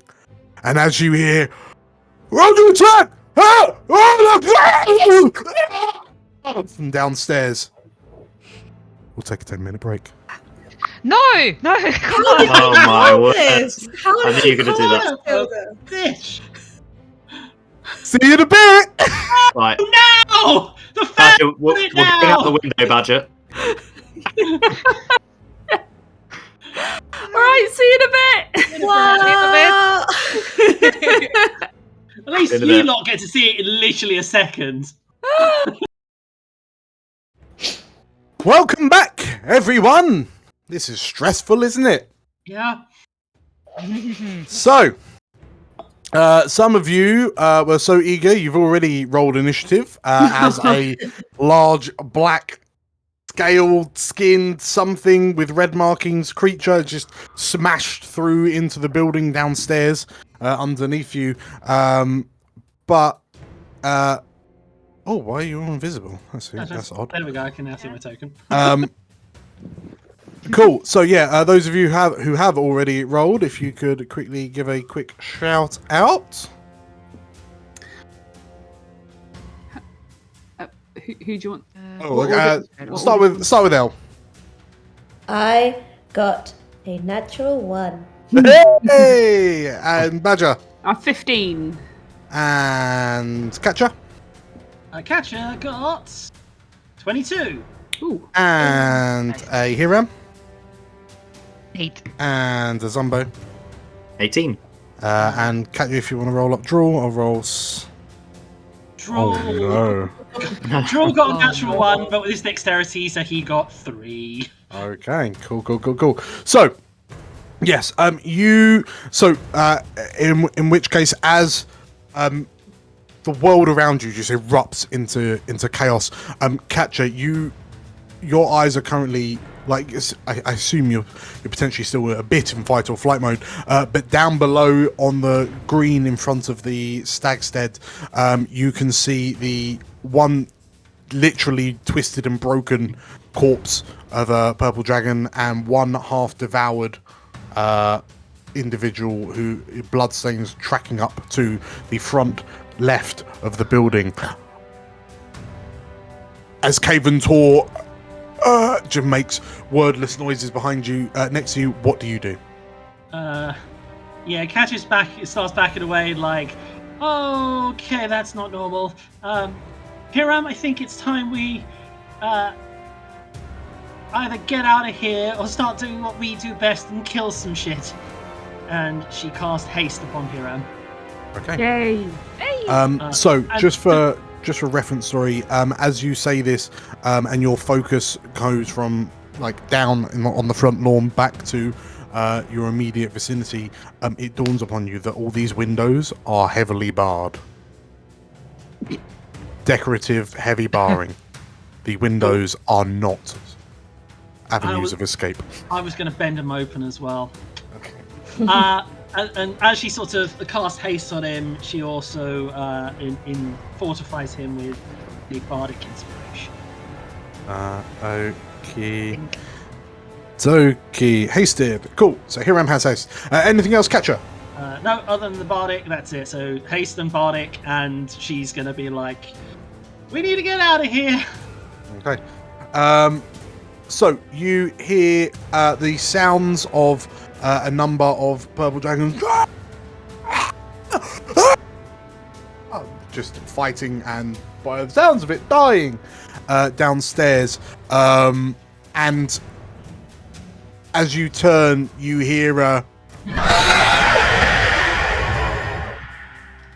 from the floor downstairs, like from below you.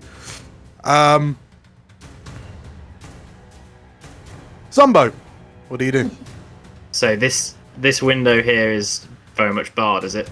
Oh yes. Oh no. There goes Zumbo's plan.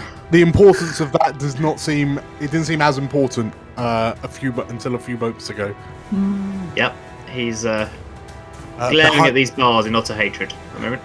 Behind you, Renna, the war wizard elf, sits there and looks at you and, oh, is someone having a party? Yeah, but we ain't invited. Renna, you fancy coming on a little walk with us?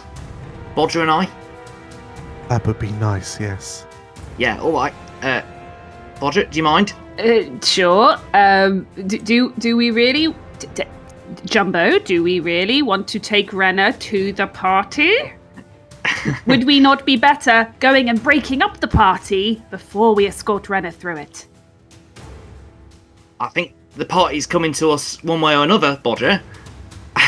I'm just Might saying, be best if we skipped it. Renna's a very important guest of ours, and mustn't go to the party. All right, fine. Renna, we're going to go for that walk, but you just stay here and get yourself ready, all right? Yes, make yourself even more beautiful, if that's possible. We'll be right back. All right. And she nods politely at you. Right, we'll come back for her. It's okay, it's fine. Dan, I want to use my thieves' tools in some way to try and... I know I can't lock this door, but if I can somehow mess with the mechanism so that...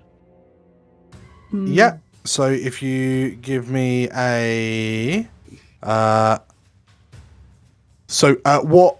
Are you proficient in sleight of hand? That's a very good question. I would have thought so. Yes. Perfect. Okay. So, never mind. You've actually got a thieves' tools check. I'm gonna roll that up.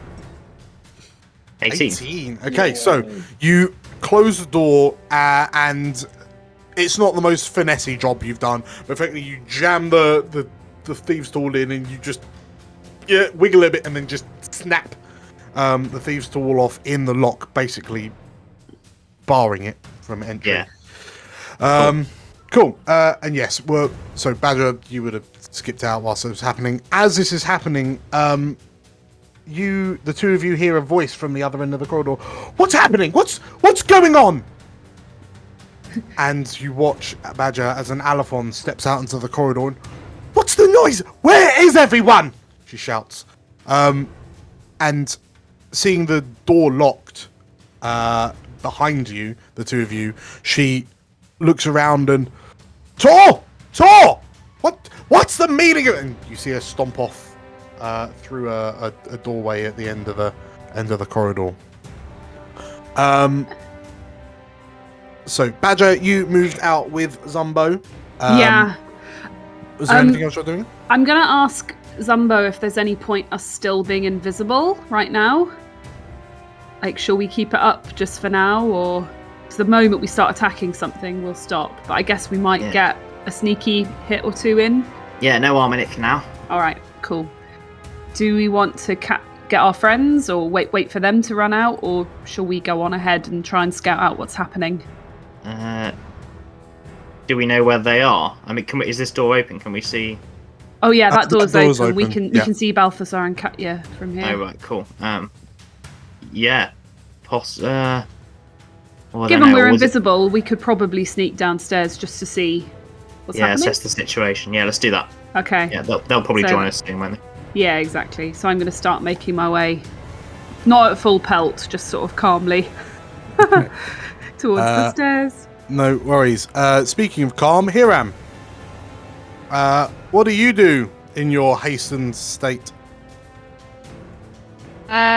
First things first, I'm going to turn to Caventor and say, can you get your soldiers out of here? I don't think they can deal with this.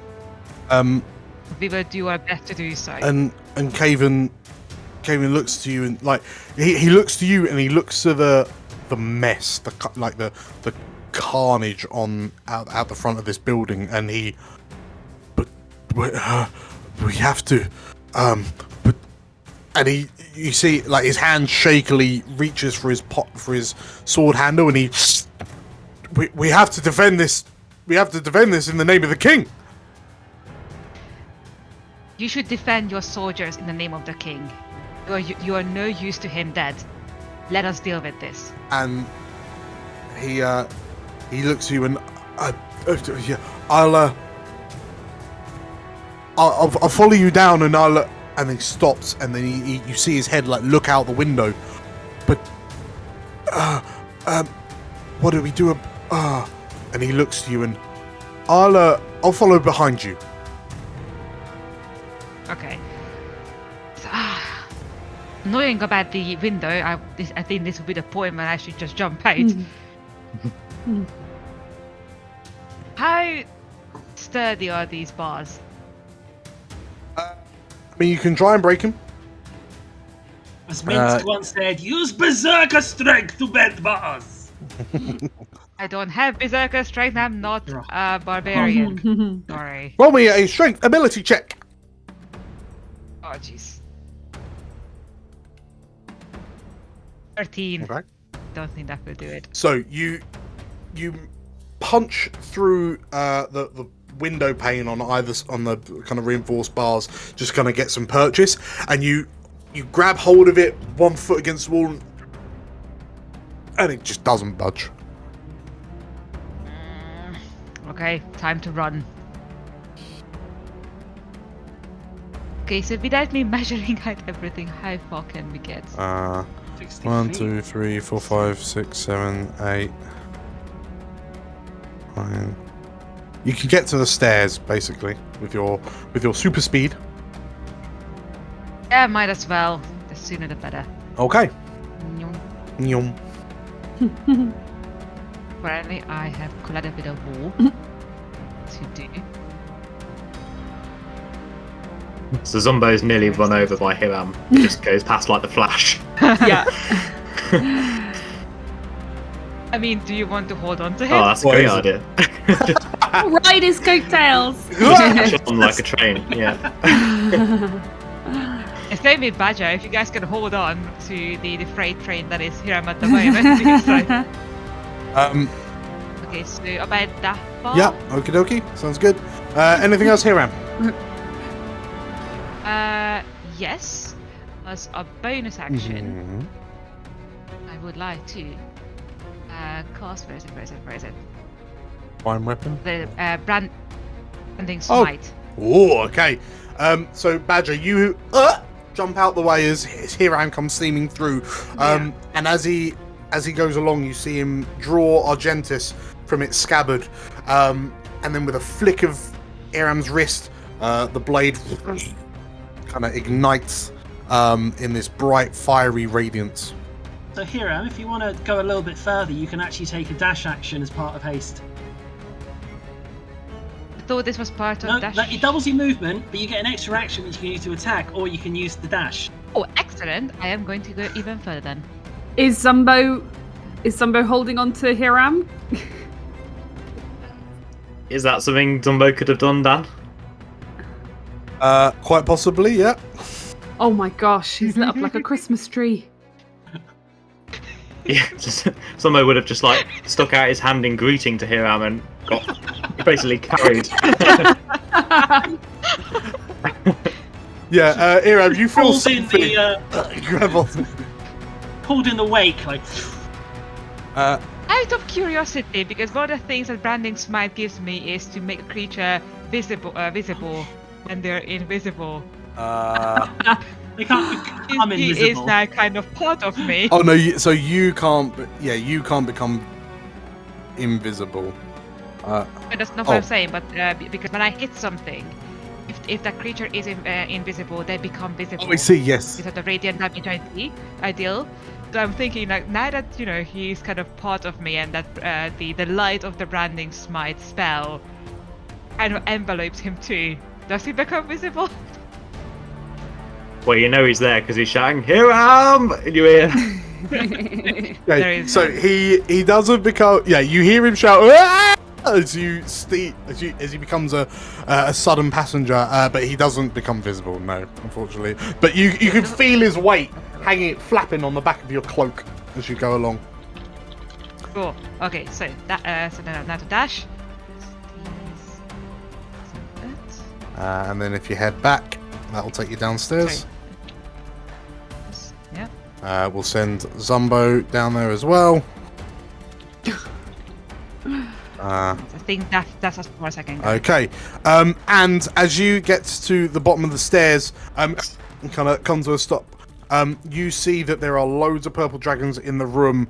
4 of them in the middle are still kind of basically holding Torvoth in place, and Torvoth's like, what's going on? The other dragons that were there have just kind of they're kind of rushing over to this door in the corner, and you can hear the screams of dying men and women inside that room, and it's not a calm death. Oh. Whatever's in there is making a mess. And that's it for Hiram. Upstairs, Katya, Hiram just he's off. And Caven's quick. And Caven's, turn around and he's saying, "Oh, I just gotta," and you see him sort of kind of going through drawers, and he's rifling through the papers, and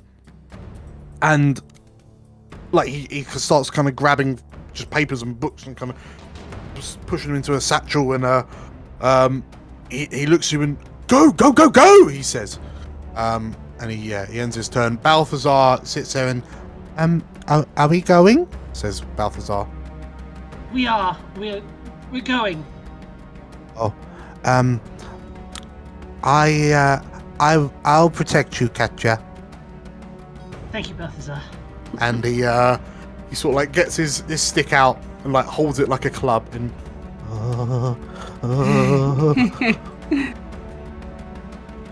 This way, he says as he starts tiptoeing out onto the hallway. Draw. Katya looks at Drool. Drool, protect Balthazar.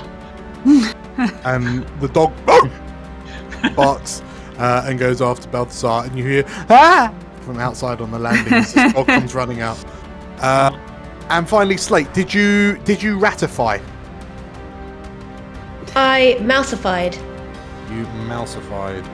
I don't know if we have a mouse, but we do have a rat. I know that much. Yeah, close enough. So let's make you just a normal sized rat. A normal sized rat, one that could get through boards and stuff quite easily. Okay, you are now a rat. Perfect. Okay. Cool. Well, I and would what do you like do? to. I love the tags you're collecting. Slate, purple dragon, rat. The purple dragon rat, yes. I would like to travel back towards the other door. Okay. And dash. So if I'm dashing, that's 20 feet movement for a mouse. So it can be double that, right? 40. Yeah. Dashing. Yes. Well, then I'd like to duck under the door. Yeah, so basically you're small enough that you can just move through doors and the like. So yeah, just open them as normal. And then close them on your way through. Okay. Cool. So you squeeze pop, under the door into the room that you were earwigging on. You can see a number of kind of animal heads on the walls, like animal trophies. You can see a fireplace on the far side, a long blue rug runs across the middle, chandelier hangs from the ceiling. There's a desk in the middle of, like just off the middle of the room, with a number of notes and pages scattered across it. Can I read in mouse? You might be able to, but you're on the floor and it's on the desk, so... That's fine. I will run as far as I can over so that I can get there for next time. Yeah, so I can actually get all the way there. Cool. So, Boom. perfect. So, and you, as you clamber up onto the desk, you're just presented with all of these tomes. We'll come back to you in a sec. Katya! Katya is going to 5, 10, 15, 20, 25, 30. She's going to move up to join with Balthazar. And what can I do? Not a lot, really, at this point. I will actually dash. So 5, 10, 15, 20, 25, 5, 10, 15, 20, 25, 30 gets me onto the stairs, and that's as far as I can go. Perfect. Anything else? Unfortunately not. No, that will be my lot. She bumps into something on the way through the stairs. Oh, Badger! There you are! Badger? Hiram. Downstairs, you hear the sounds of people meeting a grisly end. The sound suddenly stops, and you hear, like in this room, stood where you are, you can just see all you can hear is the breathing of the purple dragons, who they've got their shields up, their spears out, and they're looking at the door in the corner. And you hear one of them shout, "Hold." Sorry, as that happens, the door on the far side opens, the Telsor comes out, sees what's happening. What's going on? Like, as he says, "What's going on?" and distracts the purple dragons, who look over. The door in the corner bursts open. Oh. And Oh no. this black reptilian thing bursts through the door. As it goes, like as it comes through the door, like the wall splinters, the door is blown off its hinges, part of the wall splinters out. You watch as it lunges at one of the purple dragons. It seems to start transforming, and the scales become fur-like. What was once a almost reptilian face becomes kind of ursine, almost Wolverine-like. The only thing that stays the same are the jet black, and it's now fur, the red markings across its face, and these impossibly sharp and long-looking talons. As it bursts into the room, it swings at the first purple dragon. Yo. And one blade goes down. They're not exploding. Okay, that's fine. One blade. You see blood splatter up the wall. It then swings its other claw at the next. And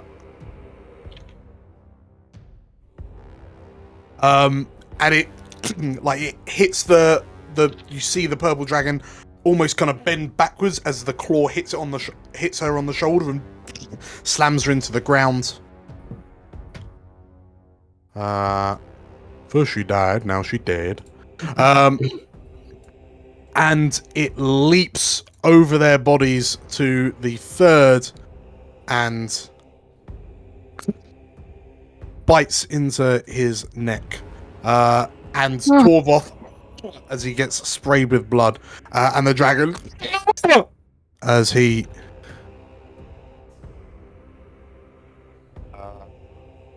whoop. Yeah, and the third purple dragon is flung across the room by this beast. As it looms over you, steps into the room, and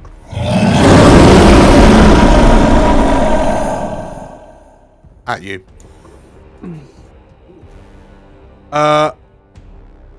Torvoth, in the confusion, the purple dragons sort of like jump back at the beast, and Torvoth takes one look at this creature and makes a break for it. As he goes to run through the door, the creature turns round and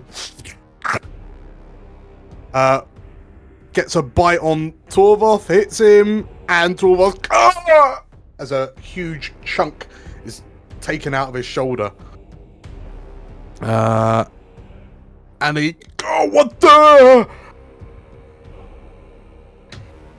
Out of our way, he says as he barrels past some of the purple dragons. However, roll a con save. Just real quick. 6. Cool. Yeah, and Torvoth attempts to start running out of the room. Zumbo. Yeah. So I guess I've like dropped on my backside off Hiram's cape. Yep. And I'm gonna kind of like bum shuffle my way through his legs, to get there. That's 5, 10, 15. Oh, okay. It's moved there, is it? Okay, 20. No, it's there. Cool. So yeah, taking out my rapier as I do so, and I'll go right there. So that's 5. 15. Okay, yeah. So I'm going to give it kind of wind up my arm and give it a good thrust.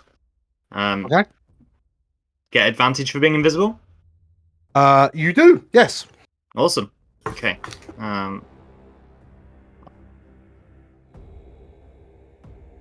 24 then. Whee. That is a hit. You as you lunge at it, you manage to the blade. You feel your rapier hit the skin of this thing, and like there's heavy resistance. The skin on this thing is unnaturally thick and hard, but you manage to puncture it all the same.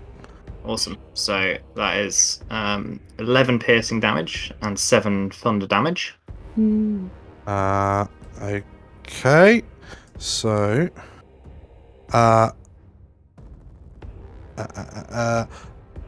and then a mighty 2 extra damage. Cool. So you and jab at it, and the creature roars as you rematerialize. With your rapier point stuck in its flank, and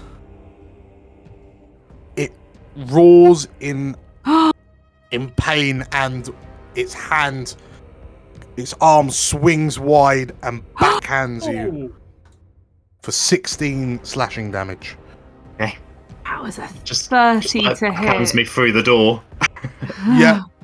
In fact, the blow just knocks you through the door, and you land in a crumple. And as you hit the ground, and you're upside down, looking up, you can see this purple robed monocled lady that you saw upstairs, like on the stairwell, and she just like lets out a little squeak as she sees you come flying in. Just look up at her and go, "Mom." Okay. Anything else, Zumbo? No, I think he just kind of catches breath on the floor, I guess. Okay. So, as you, Mom, she out the way, she says, and she almost all but kind of kicks, like slides you across the floor with her foot as she steps in, and then she like sees this huge creature. it doesn't look like any one particular creature, and like you've got a very good view of it, Hiram and Zumbo. It's like a wolverine, a bear. It's like all of the above. Just looks like some sort of natural primal spirit of the force of nature, if you will. But more importantly, as this happens, the two war wizards run in and they look at their spells and think, "Oh, this is very close quarters, isn't it?" Right. Well, we'll start with one of those, and pew pew pew pew pew pew. We're helping. Yeah, magic missile. And the Alaphon also holds her staff out, and will she have that? I don't think she would have that. Right, beg my pardon. She's also gonna do the same. Hooray! Pew, pew, pew, pew, pew, pew, pew, pew. So, yeah, the two wizards burst into the room, and you watch as a number of purple diamond-shaped missiles kind of fly out of from both sides of the room and impact into the beast, which kind of roars in pain as the missiles kind of impact on its fur, and like the smoke clears, Hiram, and you just see this creature kind of loom, and it seems to have gotten bigger in its rage. Badger. Badger's gonna run down the stairs. 5, 10, 15, 20, 25. Oh, hello! Oh no. Yeah, there is a thing. Yeah, there's definitely a thing. There's a problem downstairs. Right. Not a problem at all. I like your optimism. Yeah. So from where I am, I can attack this thing. So I'm going to see if I can get in an attack with advantage with one of my unarmed fiery fists. Mm-hmm. Is that okay? Yeah. Okay. So advantage, yeah? Yes. It's 23. That is a hit. Fab. It's 10 fiery damage. Does it look bothered? 10 fire damage. It roars as the fire jets out, and then it turns to look at you, fixes you with these piercing yellow eyes. And with a bonus action, I hold out my tattooed arm, and silvery tendrils start spilling out of it towards the space on the opposite side of the beast. And a spiritual form of a Githzerai monk appears and cracks his neck and prepares to take a hit of his own. Okay. And Hiram, you watch as these silvery motes of light coalesce into the form of a Githzerai, and as he materializes and... You just muted yourself, Dan. Thank you. So, Azarad does a 23. That is a hit. And it does 7 force damage. Okay, and the creature is rocked forward by Azarad's blow. And then I think he's going to do... Wait, can he take my bonus action as well? Okay, so he's gonna take my bonus action hit as well. It's only a 14. Okay, and Azarad sort of like punches with one and then brings his leg up. But as he kicks it, this beast with unnatural speed drops to all fours, and Azarad's leg sweeps over it. Okie dokie. And I think that is everything. Oh no! I did not get that last attack because I used my bonus to summon Azarad. I'm so sorry. Fine, that's fine. So that didn't happen anyway, but yeah. Gone. Thank cool. you. Next up, Hiram. Right. At least he's close. Mm-hmm. She? I do not know the gender of this beast. Yeah, it would be a bit dangerous to check as well. Actually, I am going to step here. Well, I'm hasted. Let's hit this The guy. creature looks you and So first attack is a 9. Actually, you know what? No, I get to hit him a couple more times. The second attack is a 16. I am going to use my bardic inspiration. Ooh.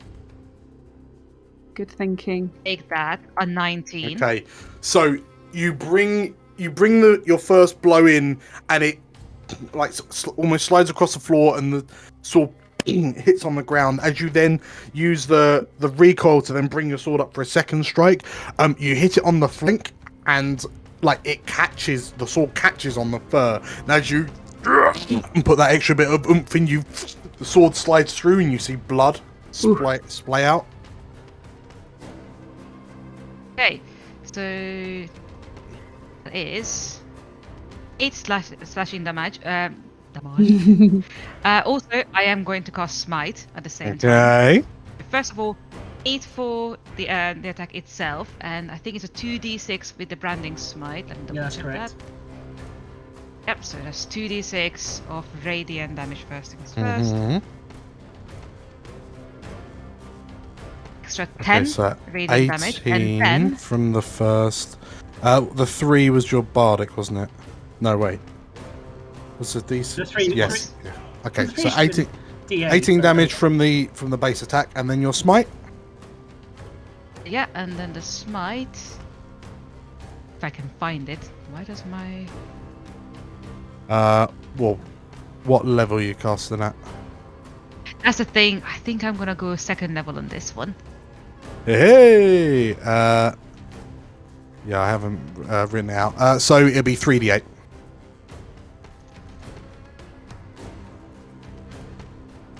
It is 14 radiant damage. Okay. So, and you bring the sword. Well, so the sword, yeah, it catches on the fur, and as you roar, and the sword glows with radiance, you slash it through, and the creature, as it gash goes across its chest. Also, at this point, the creature is going to cast a light itself and can't become invisible. Okie dokie. In case it wanted. Just in case it wanted to.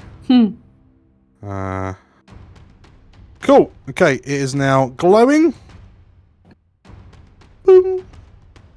Anything else here, Am? I assume you have one more attack. I do have one more attack, yes.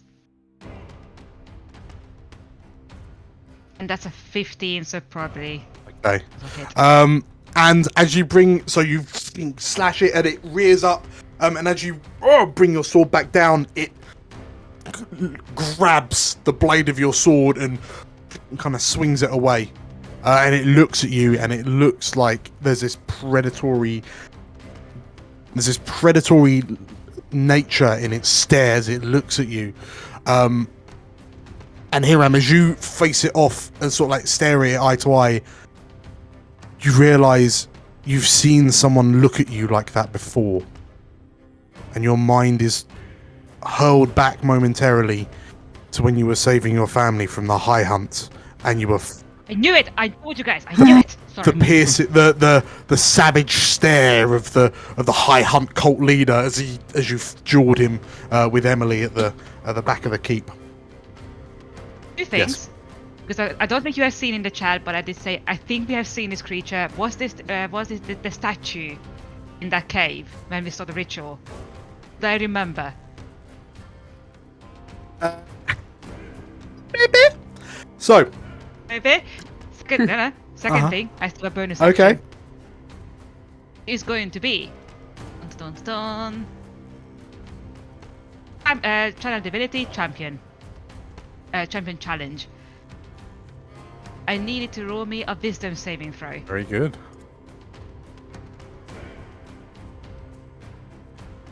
Oh, god damn. Yeah, I think that's enough. As you kind of reach out to the creature to command it to fight with you, the look of murderous rage, you realise that's not happening. It. I tried. So, Caveman Tall's doing some stuff. Balthazar. Katya, no, no, wait, Katya, wait, hold up, but okay, then this way, it's this way,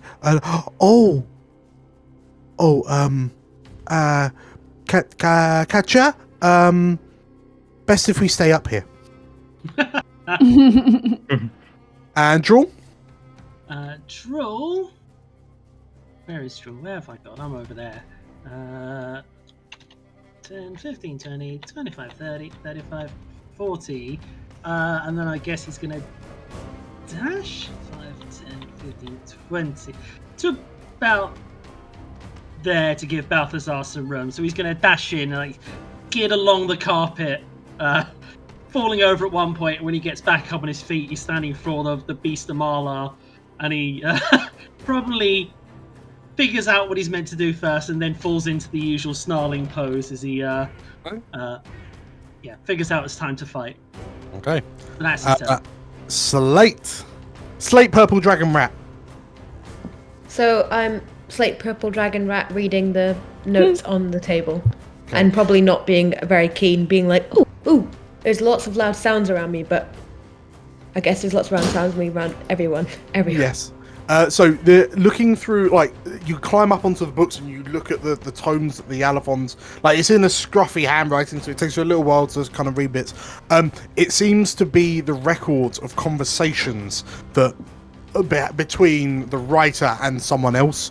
You see some of the buzzwords you see are dreams, depths, resonance, utterly mad, and yeah, it dawns on you that these are the writings of the Allophon. It seems that the Allophon was almost kind of interrogating someone, trying to get them to talk about the dreams they were having. Is there any kind of like direction it's going in? There seems to be some frustration on the Allophon's point, although she notes that the dreams appear to be happening more vividly, with greater clarity, with each passing episode. Is there anything of any... She starts by saying dreams, she then starts referring to them as visions. Oh. And is there any kind of explanation of what these visions are? Currently unknown. Okay. I'll keep on sniffing around the desk if there's anything that's maybe elsewise. Can I look around and see what else there is there? Otherwise, well, this room just seems to be largely a trophy room, with, just like it's been once a trophy room that's been kind of colonized as a study for the Allophon. Okie dokie. I'll keep on going back down onto the ground and that way to the next door. Okay. Katya on the stairs. 5, 10, 15, 20, 25. You see a hellscape as you enter the room. There's blood and body bits and shouting, and there's this huge blood-soaked jet black furred creature, and it's on its hind legs with its arm up, and it seems to be kind of roaring at Hiram. What do you do? So I have some choice here. I can either try and hit it with the dissonant whispers to get it to try and run away, giving everyone around it a chance to do or I was going to do a vicious mockery to give it disadvantage, but I think maybe trying the dissonant whispers, because I want to try something. I was reading up about this earlier, and I want to try something. So I guess Katya walks in, sees the mess, and she's like, "Oh dear God, what the fuck!" As she casts dissonant whispers on it. So it needs to make a DC 16 saving throw, wisdom. I saw it was pretty good with wisdom, but 18, 19, 20, 22. I could do this. I might be able to do this. I'm gonna cast activate cutting words,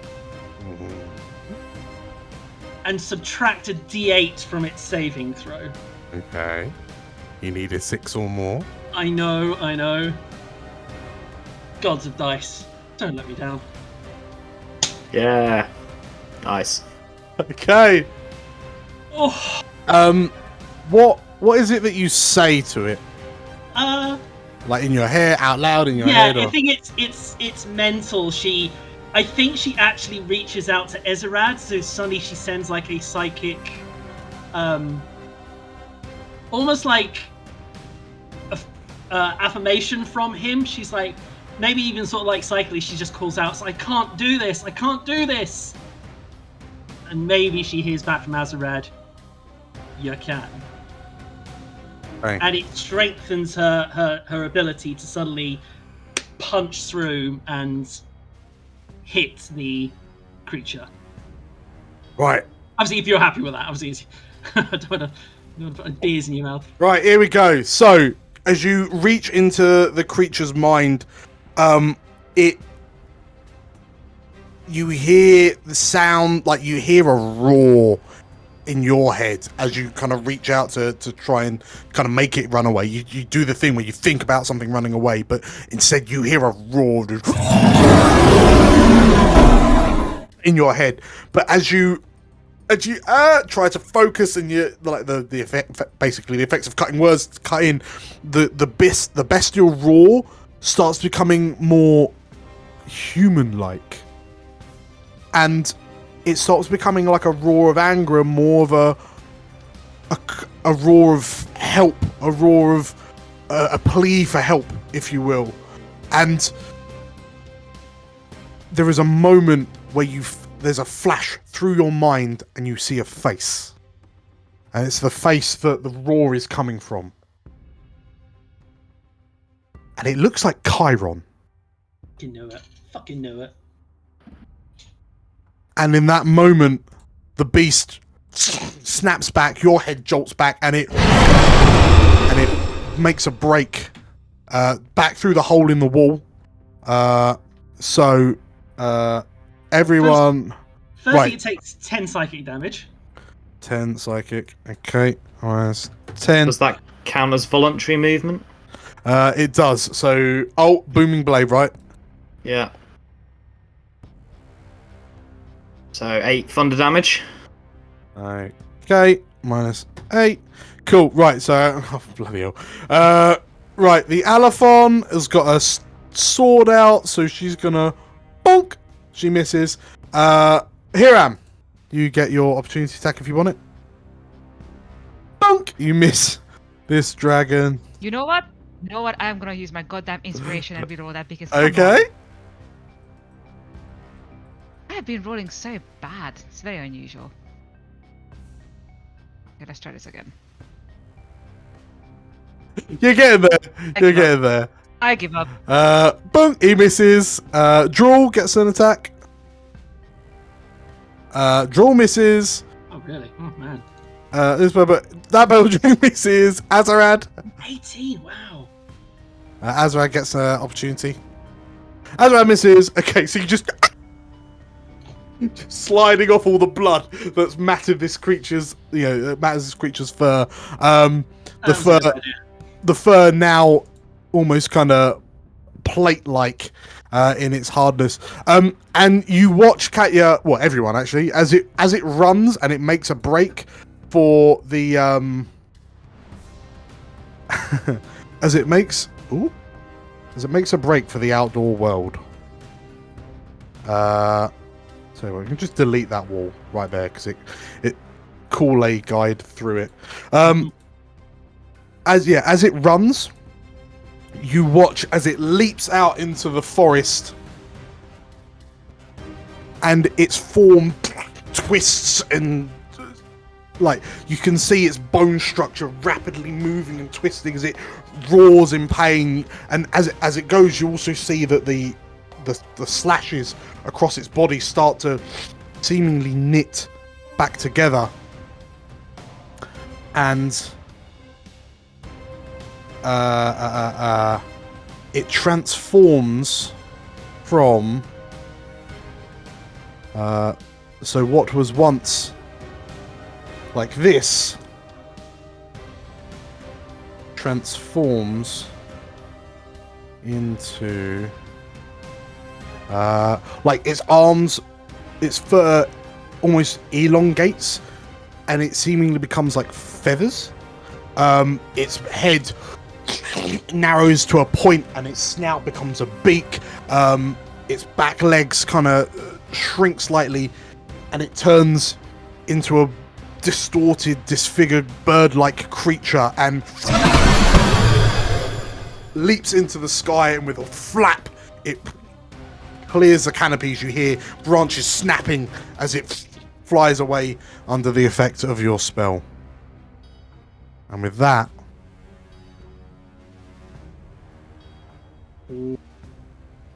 everyone takes a moment to stop and think, and they look at each other.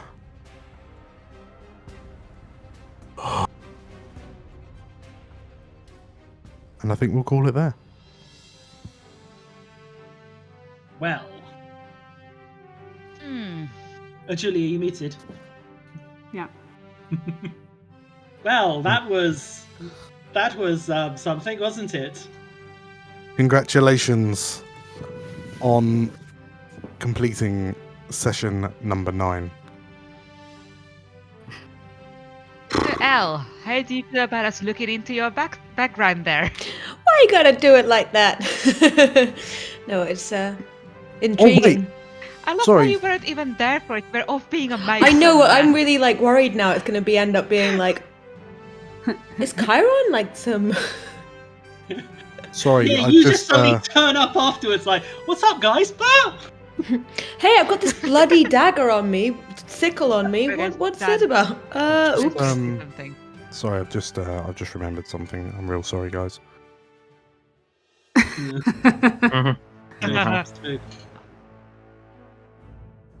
The sound of a black feathered creature as it flies up through the canopy. The wounded man staggers through the underbrush and watches as this creature flies off into the distance. And Torvoth looks over his shoulder at the Stag Steads now with a gaping hole in the front. And as he runs off into the forest, his arm hanging limp at his side, he pulls his hand away and checks the bite wound on his shoulder. And he looks around, and he carries on running, and his mind starts racing. And that girl, what? No. That's no, couldn't it be? No, she wouldn't come. And Torvoth drops to his knees, clutching at his shoulder tighter and tighter, blood seeping down the wound. But past his attention, the blood begins to stop. And as he winces and pulls his hand away, he looks, and the wound seems to be knitting closed. And as he looks at it in curiosity, the skin starts to turn black.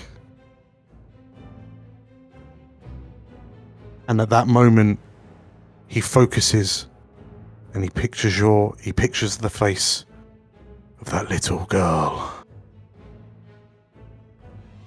And as the memory comes to him, his eyes turn yellow and his mind is washed over with pure primal rage. And as he bends back and his spine reforms, he roars into the forest sky.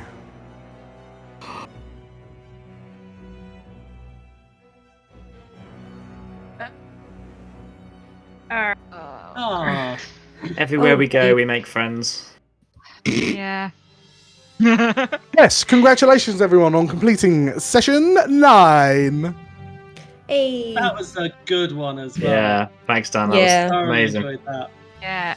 Excellent. It was great, but did we need two of those monsters? I think we No, did not. you definitely don't need to. Just give it time. Like that monster's gonna go find someone from each of our backstory, and soon we're gonna have like one of them for each of us. Mm-hmm. Yeah. Oh my I'm not going to God. lie. I'm just gonna say, you know what? Let's just burn down the forest. Just burn it all. It's nothing but a problem. at Look this at point. Elle's face. Yeah, nothing but trouble, nature. Yeah. Exactly. I don't think we had a good time. It's all in over me. here Get it off. Ever. Let's go back to Oi. civilization. Right. Oh yeah, let's go back to Susia. All the good times there for sure. So yes, thank you everyone for coming along and enjoying. Hope you all had fun. I guess I'll see you all next week. See you next week. Well, See you next week. Bye. Bye bye bye.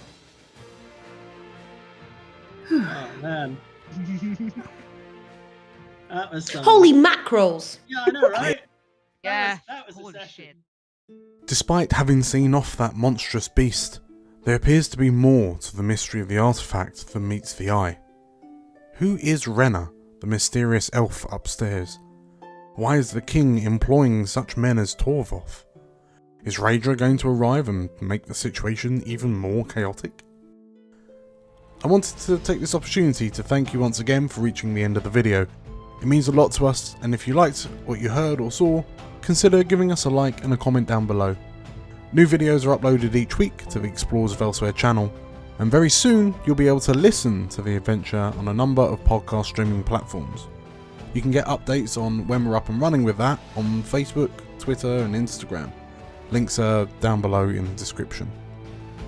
If you want more chaos across Cormyr, there's another video down in the bottom left. If you want to support us on the channel, the subscribe button here is one of the best ways to do it. Thank you for joining us.